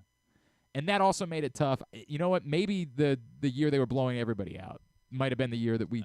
and you were like, what's the point of this? It really became almost... 2019? It became almost impossible to do this segment. I'm not kidding. We were just like, dude, the game was over in the first quarter. Like, how do we find 5 plays that told the story of that? So we'll see how this goes. And when we post this at GlennClarkRadio.com, you've got to do a good job of reintroducing the segment because you got to explain to everybody that's what this is. You're picking the 5 plays that best explain why the Ravens won or lost the football game. In this case, it was a loss. We will see how this goes. Right? Again, Ryan's biggest crime was he would regularly just include the scoring plays. Like, it was just nothing but Ray Rice ran for a 2-yard touchdown. I'm like, what? I mean, that's big reason they won, probably. Is it not? Yes, but you can assume that once you get to the 2-yard line, unless it's a 4th down play, someone was going to score a touchdown. Like, it's how things change in the moment. That's really what we're talking about. Like, if you looked at win probability, you're not just taking the goal is not to just go back and try to find the 5 plays that change the win probability the most, but that's telling the story of the game, right? That's the story of the result. Okay. The result of the game. I think I got it. Like, if you included anything like I mean, I do have a scoring play. I don't know if I have any scoring plays. I do not have any scoring plays. I have one. I do not have any. If you for example, if the Ravens lose the game and on your list you have a big play the Ravens made, then you probably got a bad list. Make sure here. Yeah. No, that doesn't they did not make any of these. That did not does not qualify for telling the story. Like, that would be something that I would deal with Ryan as well. He'd be like, dude, it was a big play in the game. I'm like, right, but it doesn't. Actually, that was a Kyle problem sometimes. All right, we'll see how this goes. My number 5, 4th and 8. At the Cleveland 32, 13:03 remaining in the 4th quarter. Justin Tucker field goal, 50-yard field goal is no good, wide left. This one was tough. Deciding on what the 5th play would be on my list was tough. The first 4 to me kind of were fairly obvious. I did go back and rewatch one to make, I just wanted to reconfirm a couple of things. The fifth one was tough. I had a few different candidates for the fifth one. Truth be told, the Browns didn't really have like a ton in the second half on their touchdown drives. There weren't necessarily like big dramatic third, like it wasn't like there was a 3rd and 17 that was converted or something like that. The entire sequence here of the Ravens moving the ball, being 2nd and 3 from the, I guess that would have been the 27 or the 28 at that point, only to then have a 5-yard penalty for Ronnie Stanley that backed them up. And then on 3rd down, the drop from Rashad Bateman that wasn't going to get them a first down. It was going to be short of the sticks, but would have at least made it a more manageable kick. The entire sequence is pretty dramatic here, but in the end, it's still a 50-yard kick. It's still a kick that your kicker has to make in the NFL in 2024. And Justin Tucker certainly has to make. There's a lot of theories about what was going on with just like it's because the first kick wasn't very good on Sunday. Yeah. So they were saying the wind. Did they mention the wind was funky? They mentioned at the least wind. in the one direction. Jay Feely thought like he might have scuffed the ground a little bit, and some people I've heard suggest that they thought he might have been hurt on the first kick from contact with the ground, and I don't know. But leaving those 3 points on the board end up obviously being massive at the end of the game because you need six instead of needing 3, and you were in field goal. It's the whole thing. So ultimately, number 5 for me is the missed 50-yard kick because 50 is still, like, beyond 50 we can talk about whether or not it can be assumed, but a 50-yard kick from Justin Tucker should be assumed everywhere unless the winds are so insane that no one's even trying a kick at that point. So that's my number 5. Yeah, that's a good one. I did not have the Justin Tucker missed field goal on there, but that's definitely one that can definitely be up there. I had as my number 5. Oh, by the way, I do want an open for this segment. Okay. I have something in mind. It's like you take like 5s from pop culture, like the $5 for like a bunch of different 5s, and put them all together, and then a Billy Big Voice 5 plays, something like that. I got something in mind to try to help you with this because this has been an issue before. Yeah. I just don't think that Griffin's quite ready for the imaging director job at the local radio station just yet. Not yet. Not yet. I went with the first dropped Eddie Jackson interception as my number 5. You were going to be obsessed with the Eddie Jacksons, yeah. Yeah. This one came in the first quarter. It was the Browns' opening drive. It was like an 8-minute drive that they ended up kicking a field goal in, so they held them to a field goal. But this was like 1st and 10, and Jameis Winston had I have the dots if maybe I'll share those. But Jameis Winston has like literally all day. He's got like at least 5 seconds to throw here, and I think Eli Moore might have been open in the corner of the end zone, but this is the play where Jameis throws it nowhere near any of his receivers. It hits Eddie Jackson in the hands, and he drops it. I had this just kind of because I feel like this play summarized the way the defense played for the majority of the day, dropped interception. You're not getting pressure on Jameis, and Jameis makes mistakes, and you did not counter or you did not capitalize on any of them. And in that way, it's a compelling argument to make. I actually acknowledge this because I do include one play from the first quarter. It's tough when a game ends up being decided right at the end for there to be any first quarter play that really tells the story. And the one that I include from the fourth quarter, I even say it's the first line. As I say, it's hard to say that a first quarter play told the story of a win or loss because there's so much that happens from that point that, like, it's hard to go back and be like, well, this is how you tell the story. The courtesy of Next Gen Stats here, quick. The dots. Yes. The point that you make about, hey, it was the recurring theme, I get it. I do get it. I think it's certainly one that could be in consideration, and I have no problem with it being on your list. My number 4 is the one play I included from the first quarter, and it's the 4th and 1 play.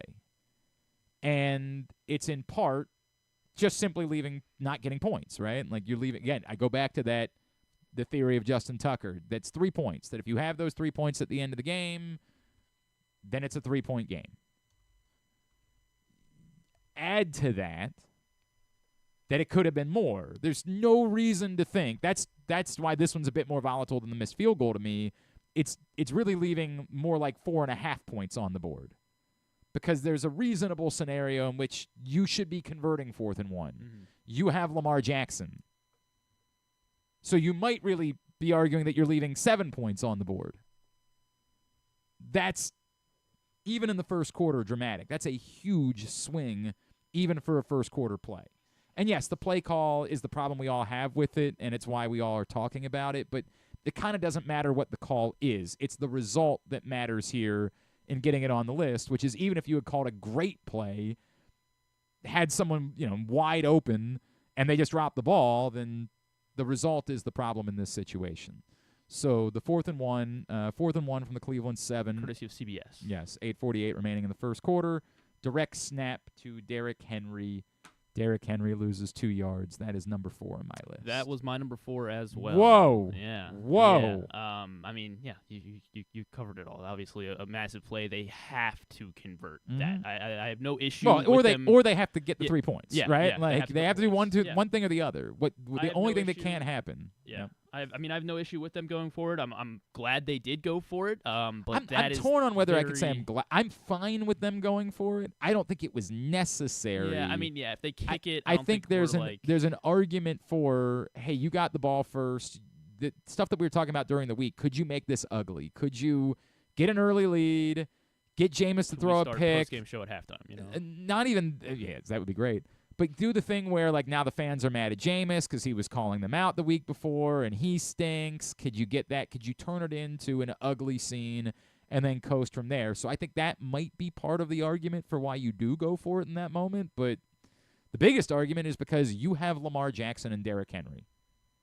And when you present that combination, it should be hell and you should be able to get a yard. And then you just made life easier by not. It's a whole thing. We've been through it. My number 3. 3rd and 21 at the Cleveland 31 with 12:04 remaining in the second quarter. Shotgun. Lamar Jackson.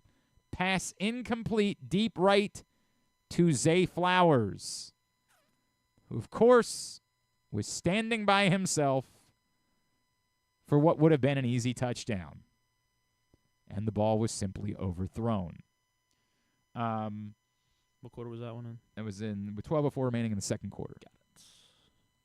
This one is tough because you don't assume a 3rd and 21 conversion, right? Like the actual volatility of this play is minimal because 3rd and 21, you're probably getting a field goal on this drive no matter what. The likelihood of you converting 3rd and 21 is so slim that the actual change in win-loss is probably nothing. It's just that we all saw the same thing. Wide open. Zay Flowers by himself. A throw that Lamar Jackson has made very well this season. And almost like a panic throw. It was almost like a bad habit coming back for Lamar in that moment of, oh, God, look, Zay's open. And just getting it out too quickly instead of making the throw that needed to be made in that spot.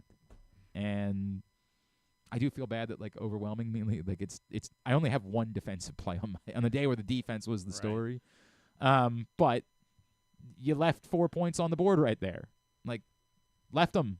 You settled for a field goal when you were 2 inches away from that being a touchdown. So yeah, the overthrow of Zay Flowers is number 3 on my list. My number 3, I did not have that on my list, but this is another defensive play. This is the lone scoring play that I have. This is Cedric Tillman's first touchdown, 3rd and 5 from Baltimore's 22. 2 minutes left in the third quarter to put the Browns up 20-17. Winston hit Tillman, right up the middle, and this is the one where the defense was scrambling, the defense was confused, and they're still pointing around, the ball snaps, and another good summary of the day. Cedric Tillman blows right by Jalen Armour-Davis, and then Eddie Jackson's back there deep, and he is in no position to make a play. So an easy score put the Browns up late in the third quarter. I think that was kind of similar to maybe I should have only had one defensive play between that first Eddie Jackson drop and then this play as well. Yeah, it's tough. It's not a bad. I get, and again, if you're talking about, hey, to me, I'm trying to build a narrative, and the narrative is the secondary. The narrative is the story of the game was. I can listen to your argument for this. It's a better argument than. And actually, Eddie Jackson missed the tackle too. That was I can absolutely listen to the what you're telling is the narrative of the game is the secondary and the miscues in the secondary, and I can listen to that narrative for the game. These are not the plays that I'll beat you up about, like that you include on the list. This is a fine answer. 3rd and 5 is fairly manageable, so it's not like if this is 3rd and 15 and that happens, then it's yeah, absolutely. But 3rd and 5 is fairly manageable, so it's not the end of the world, the circumstance. But sure, the narrative of the game being the secondary stunk and gave up big plays and missed opportunities to make plays. I can listen to that being part of the story of the game and how they lost the game. Numbers 2 and 1 to me were the two that it really was just about which order I was going to put them in, and ultimately it really kind of became the one that happened later was the one that became number 1. 3rd and 14 from the Baltimore 15 with 9:30 remaining in the fourth quarter. Lamar Jackson pass incomplete deep middle to Rashad Bateman. We all know what happened, whether it was him slipping or whether it was the sun or some combination of the two things. It's right there. Courtesy of CBS. Yeah, it's right there. My God, it's right there. And it sucks. And I'm not trying to suddenly say that this creates a new narrative for Rashad Bateman. Rashad Bateman has had a really good season and 2 really unfortunate moments in a football game on Sunday. But you can't escape it. It was massive. At a point in which the Ravens were trying to play from ahead and trying to build momentum, and they weren't able to get back in front. Trailing 20-17, they go down, they score. They ended up playing from behind until they scored the touchdown, obviously, and then they briefly took a lead. But, yeah, it's a massive play. I mean, it's a massive, massive play that would have gotten them both a first down and out of the hole they were backed up into, and they would have been on the cusp of field goal range at that point. So. Yeah, it's my number 2 as well. And I'm worried about the larger ramifications that this could have. With between the strides that we had seen Bateman taking the weeks leading up to Sunday, and now obviously Lamar obviously didn't have the ball a whole lot the rest of the game, but he didn't go back to Bateman at all the rest of the game, and does that add to this team needs a wide receiver? They need pass rush and a third wide receiver here.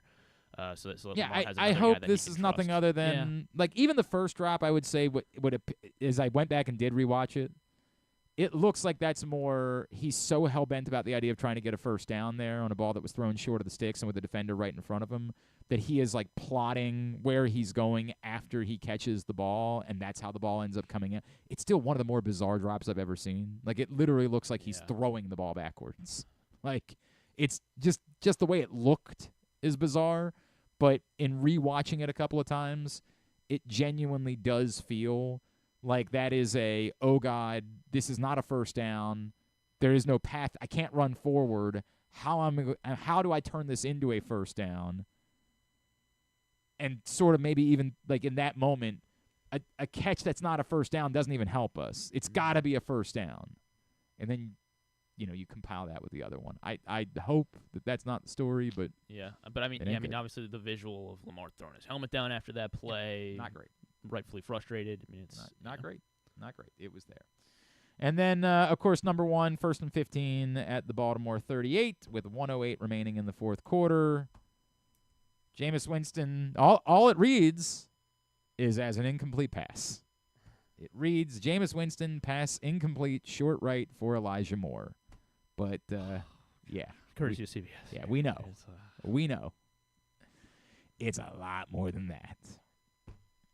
In fact, suggesting there was even – I got to be honest, I remember watching it live and thinking, there's no receiver anywhere close, and then rewatching it and being like, oh, okay, actually. It's just a really bad throw. You can see that Elijah Moore is there, and in fact, if the ball had been thrown to Elijah Moore, it's a nice play. But the ball was not thrown to Elijah Moore. The ball was thrown directly to Kyle Hamilton. And, it's not game over. As I said on the postgame show, it's easy for us to say it's game over. They do still have all 3 timeouts. The Ravens still have to pick up a first down, but, you've got Derrick Henry and Lamar Jackson. You damn well better be capable of picking up a first down in that spot. You think they're not going to run the Wildcat again on 4th and 1? You would like to or hope 3rd and that 1, maybe that would be the case.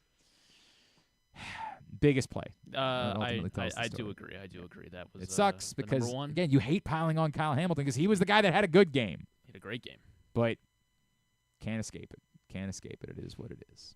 That's why he was number 5 on slaps, but number 1 I still couldn't put him on the slaps list. I mean, you can't. You love to have that play. You need to have that play. You have to have that play. There's no. But when Eddie Jackson drops it 4 times as well in the game, and Bateman drops it 6 times as well in the game, one of them was win versus loss, and that's the reality of it. So. I mean, the reality is if they catch by the way, one of the 6 interceptions. Those guys made my list too. Like, I didn't leave them off the list in order to put Kyle Hamilton on. Because they were he on made the list. so many plays the rest of the game. I understand that. He was the only guy playing defense for the first 3 quarters. Still ultimately mattered the most, unfortunately. It's the bummer of the whole thing. All right, we will see how it goes. Griffin will post them at glennclarkradio.com a little bit. This did not go as poorly as I feared that it might. Huh. This was, well it was 1 week. And it was a close game. There are a lot of plays. We'll see how it goes in other games this season. We'll see what ends up being on the list. 5 plays that told the story of the Ravens' defeat in Cleveland. When we come back in, we will get a tidbit. We will get Tubular to wind things down. Still awaiting official word. I would maybe in pencil be thinking about November 12th for the next Arthur Millette show, but just in pencil at the moment. Won't be next Monday. A lot of different reasons for it. The Thursday night game being the biggest among them. But I would maybe put in pencil November 12th, the following Tuesday, for the next Arthur Millette show. We'll get it up at PressBoxOnline.com/Millette as soon as it's official. Hope that you'll be able to come join us. Love doing the shows with Arthur. He's been a great partner and teammate all season long. It's all brought to you by HelpMyGamblingProblem.org and Easy Pass. The Arthur Millette Show returns TBD, but we're thinking loosely November 12th. When we come back in, we'll get a tidbit, tubular to wind things down. The final question at Trivia last night was a sports question, which I would say is nice, but much like the last time the final was a sports question, way too easy. Way too easy. I'll throw that to Griffin next. Glenn Clark Radio. The ultimate fan experience awaits you at Sports and Social Maryland. See how we're raising the sports bar with our massive 100-foot media wall featuring 40 HD TVs and a 47-foot big screen. Bet on your favorite teams and this year's biggest events at the FanDuel Sportsbook while enjoying your favorite beers and cocktails, plus our delicious takes on bar food classics. Visit Sports and Social at Live Casino and Hotel Maryland at Arundel Mills. Must be 21. Gambling problem? Call 1-800-GAMBLER. Driving in Maryland? Did you know an Easy Pass from DriveEasyMD.com can save you time and money? Of course you did, because you are a thrifty driver. An antenna reads your Easy Pass transponder and automatically deducts the toll from your Easy Pass account. Learn more at DriveEasyMD.com. PressBox's Project Game Day is the place to be after every game this season. Join Glenn Clark, Rita Hubbard, Super Bowl 35 champion Femi Ayanbadejo, and our cast of regulars as they break down what happened, why it mattered, and what it means moving forward. You can watch the show at PressBoxOnline.com/GameDay or PressBox's Facebook and YouTube pages. Project Game Day is brought to you by the Green Turtle Sportsbook in Towson and Canton, Easy Pass, and HelpMyGamblingProblem.org. So join us for Project Game Day after every game day this football season at PressBoxOnline.com/GameDay. Treat yourself and taste the Baltimore tradition that is the legendary Costas Inn. Hey, it's Stan the Fan Charles. For over 50 years, the Costas Inn has been a Baltimore original, dishing out their amazingly scrumptious, fat, award-winning crab cakes and steamed crabs. Every season is crab season at Costas, so make your plans now by calling 410-477-1975 and reserve your taste of heaven. Sit back, crack some crabs, and watch the Ravens chase down another title on Costas' 15 TVs. On Monday nights, Costas offers their half-pound jumbo lump crab cake with 2 sides for under $30, and there are nightly specials Monday through Friday. So head on down to the Costas Inn at 4100 North Point Boulevard or visit them at CostasInn.com. The votes were all counted, and the results are official. Royal Farms was named #1 for food in the USA Today 10 Best poll, receiving more votes than any other convenience store chain in America. The next time you want to get some good food fast, doesn't it make sense to go to Royal Farms? Voted best in the USA and home of world-famous chicken. Real fresh, real fast. Royal Farms. Gambling can be a fun and entertaining experience, but there are risks involved. If you're planning on betting on the game at the casino or on your phone or computer, know your limit, stay within it. Set a budget and a time to stop. Remember, gambling isn't a financial solution, and it doesn't mix well with alcohol or drugs. Know the risks and have a plan before you begin gambling. For free and confidential services, call 1-800-GAMBLER 24/7 or go to helpmygamblingproblem.org.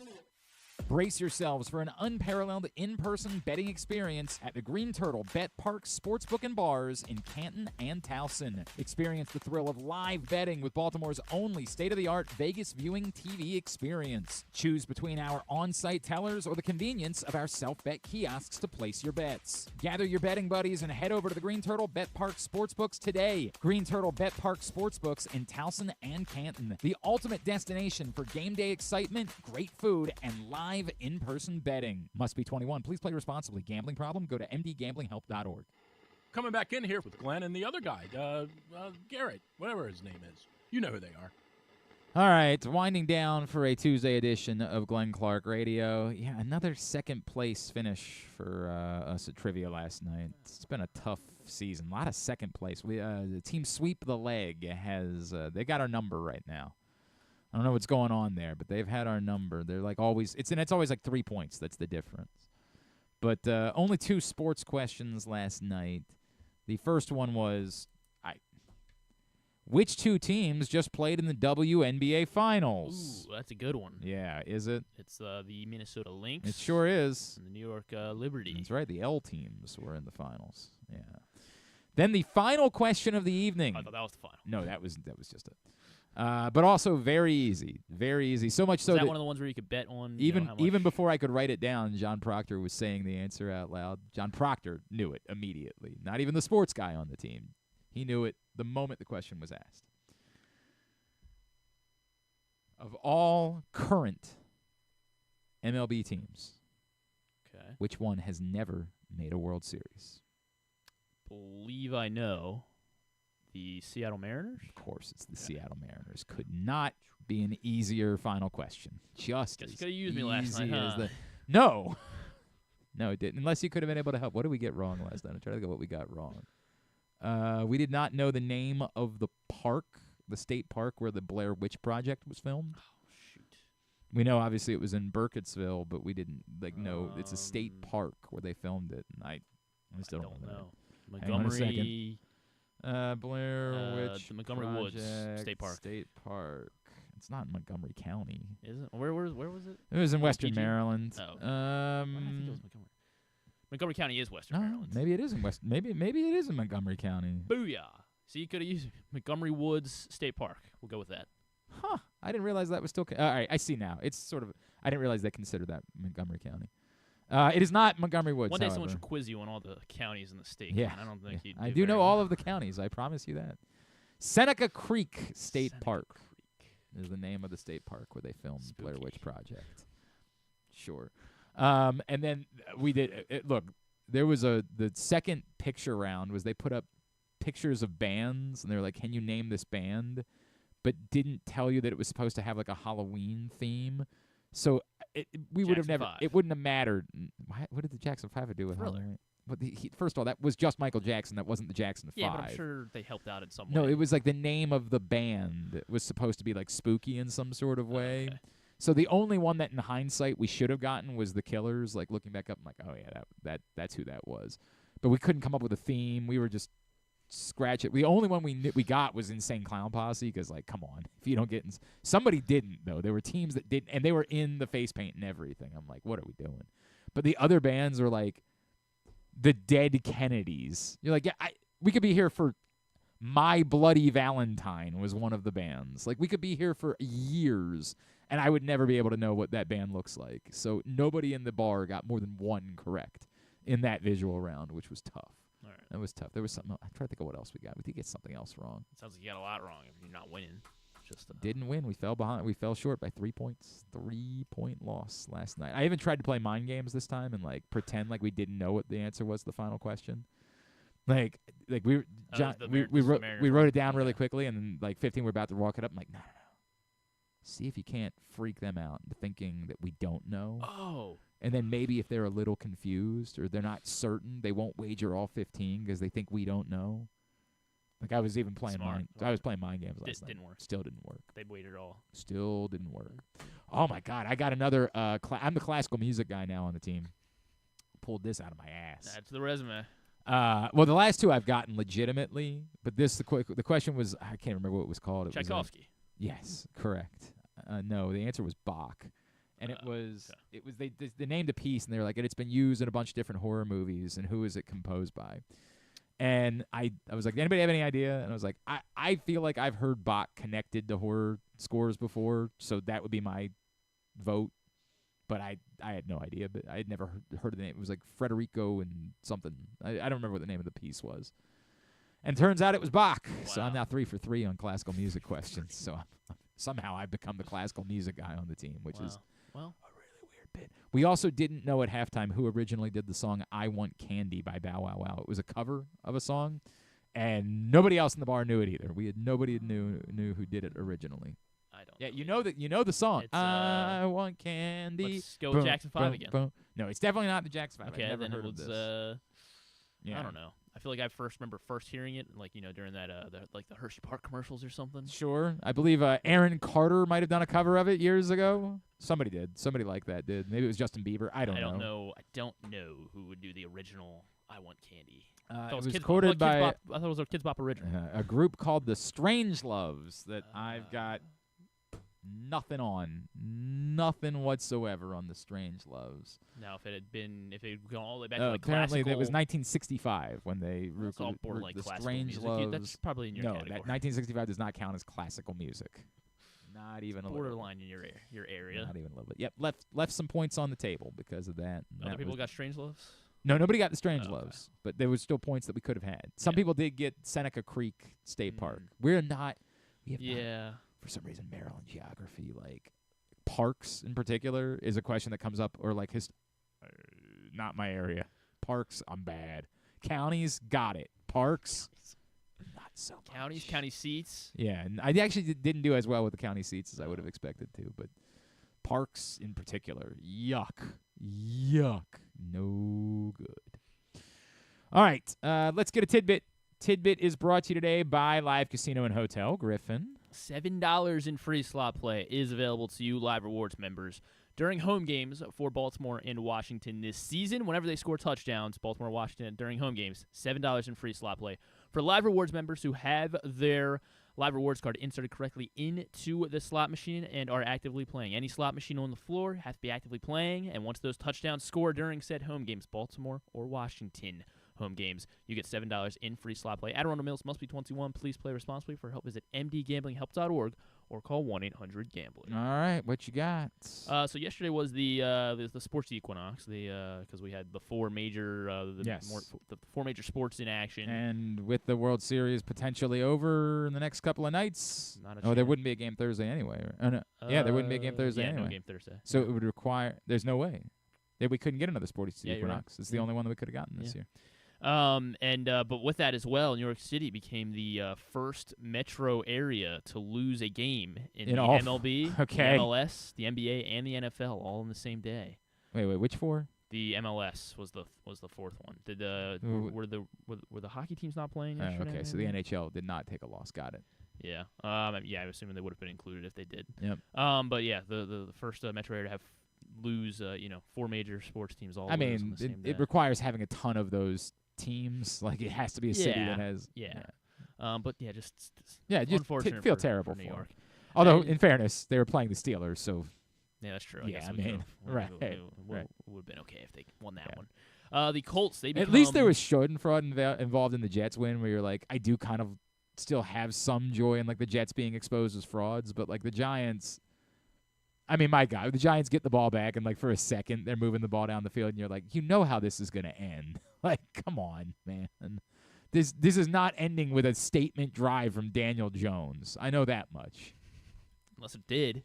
You know. And by the way, everybody was pointing out, they were like, this is because the Steelers hadn't lost a home Monday Night Football game since 1991 or something, and Daniel Jones is 1 in whatever. He's 1 in 16 or 17 in prime time. Yeah, you thought this and was then everyone was like, well, you know who's got the one loss? Lamar against NFC teams. That's true. This is perfect Daniel Jones spot. There was a stat they put up in the first half. I don't remember what the play was, but it was like the first 15-yard play that the Giants had in like 3 games or something like that. I just said, The stat that I thought was funny was they throw up the Giants have like the most points scored in the final 2 minutes of the first half this season. Go figure. Yeah. Makes sense, you know. Go figure. Or maybe it doesn't. I don't know. It does not. The Colts are the first team in NFL history to have each of their first 8 games of the season decided by 6 points or less. How about that? First team in NFL history to have that happen through the first 8 games. We are on the verge of having a World Series sweep. There have been 11 consecutive World Series without a sweep. The last sweep was... Well, if it's been 11 consecutive, that means that it was 2013?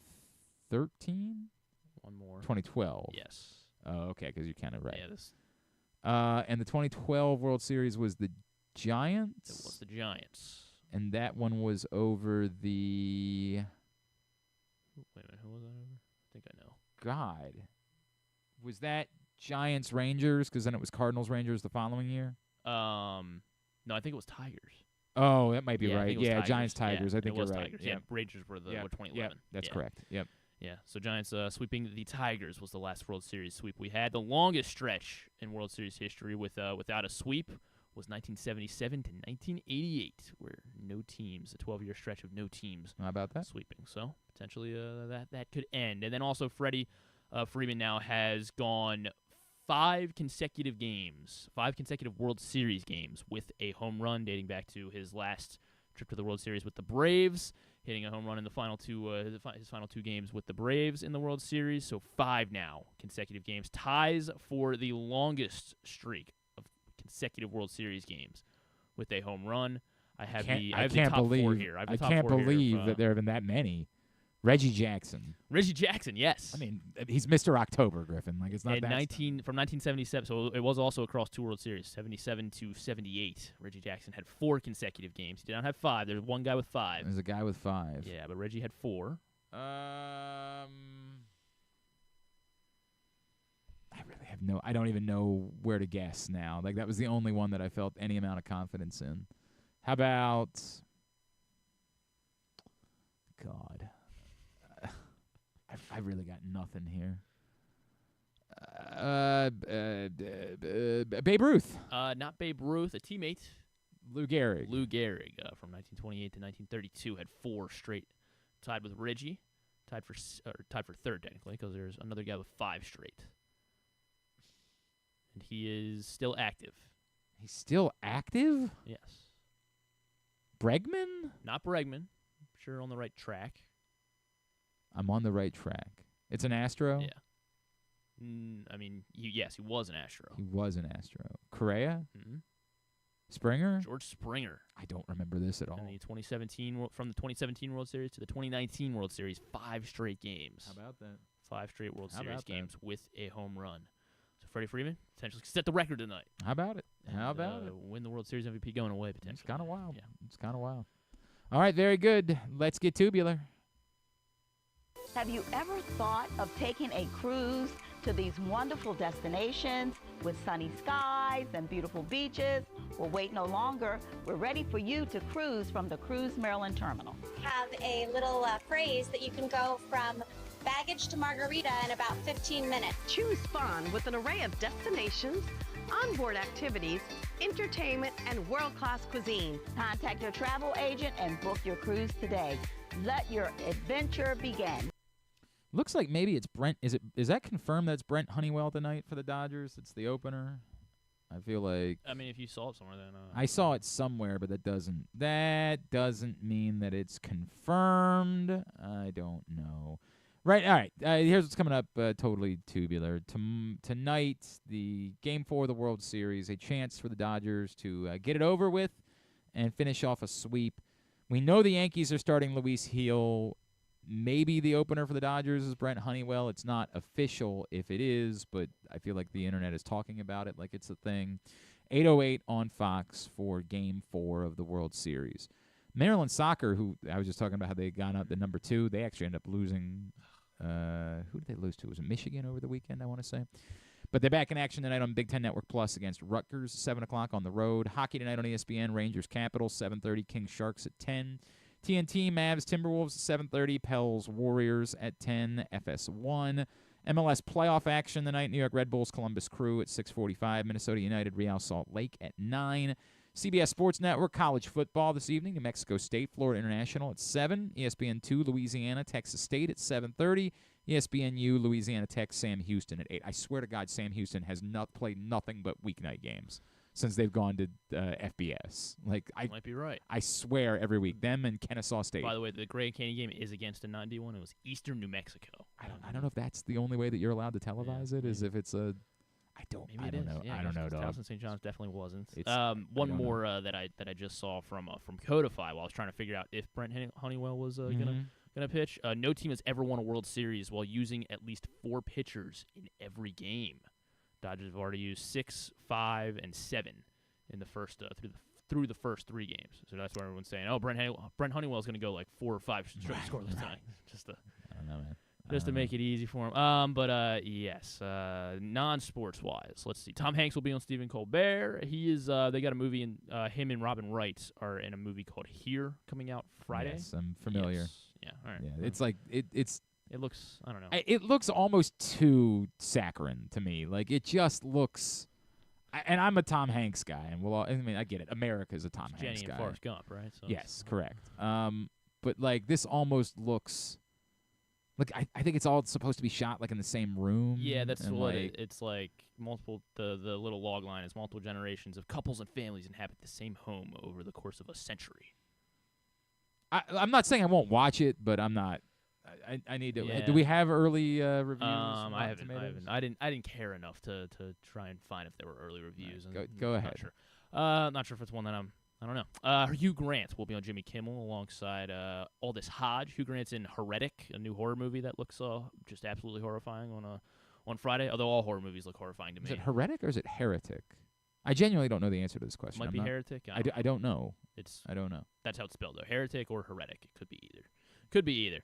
That's in theaters Friday, and then Aldous Hodge is Alex Cross in the new Prime Video show, the Black Reacher, that comes out in a couple weeks on Prime Video. I'm excited for it. Looks pretty solid. And Olivia Rodrigo will be on Jimmy Fallon. Big night for the late nights. 32% on Rotten Tomatoes. Apparently it's not. It's only 22 critics, but yeah, not great. But Olivia Rodrigo's plugging. She's doing a concert special that comes out on Netflix today of her Guts World Tour. I do enjoy Olivia Rodrigo. Yeah, she's very good. You should. Her music is excellent. On Disney. I won't watch that, but I do enjoy Olivia Rodrigo. It won't come out on Disney Plus until tomorrow, but it's premiering on Disney Channel tonight at 8. It is Wizards Beyond Waverly Place. I've been waiting for this one. I mean, I'm kind of This is the moment. interested. It looks like they're only bringing back Wizards Waverly Place was a fantastic show. And it was right in my growing up, right when I was growing up. It was a great show. Looks like David Henry. It might be the only one that's like back. Selena Gomez is like in the first episode, I think, and David Henry is like training this young wizard now as an adult Justin Russo. So I don't know. Looks like it has potential. Okay. The original show was really good. So hopefully they don't destroy everything that the original. Yes, everything it stands for. Exactly. Right. New episode of Aaron Hernandez as well, and it is the season 4 finale of Only Murders tonight. Okay, very good. Yeah.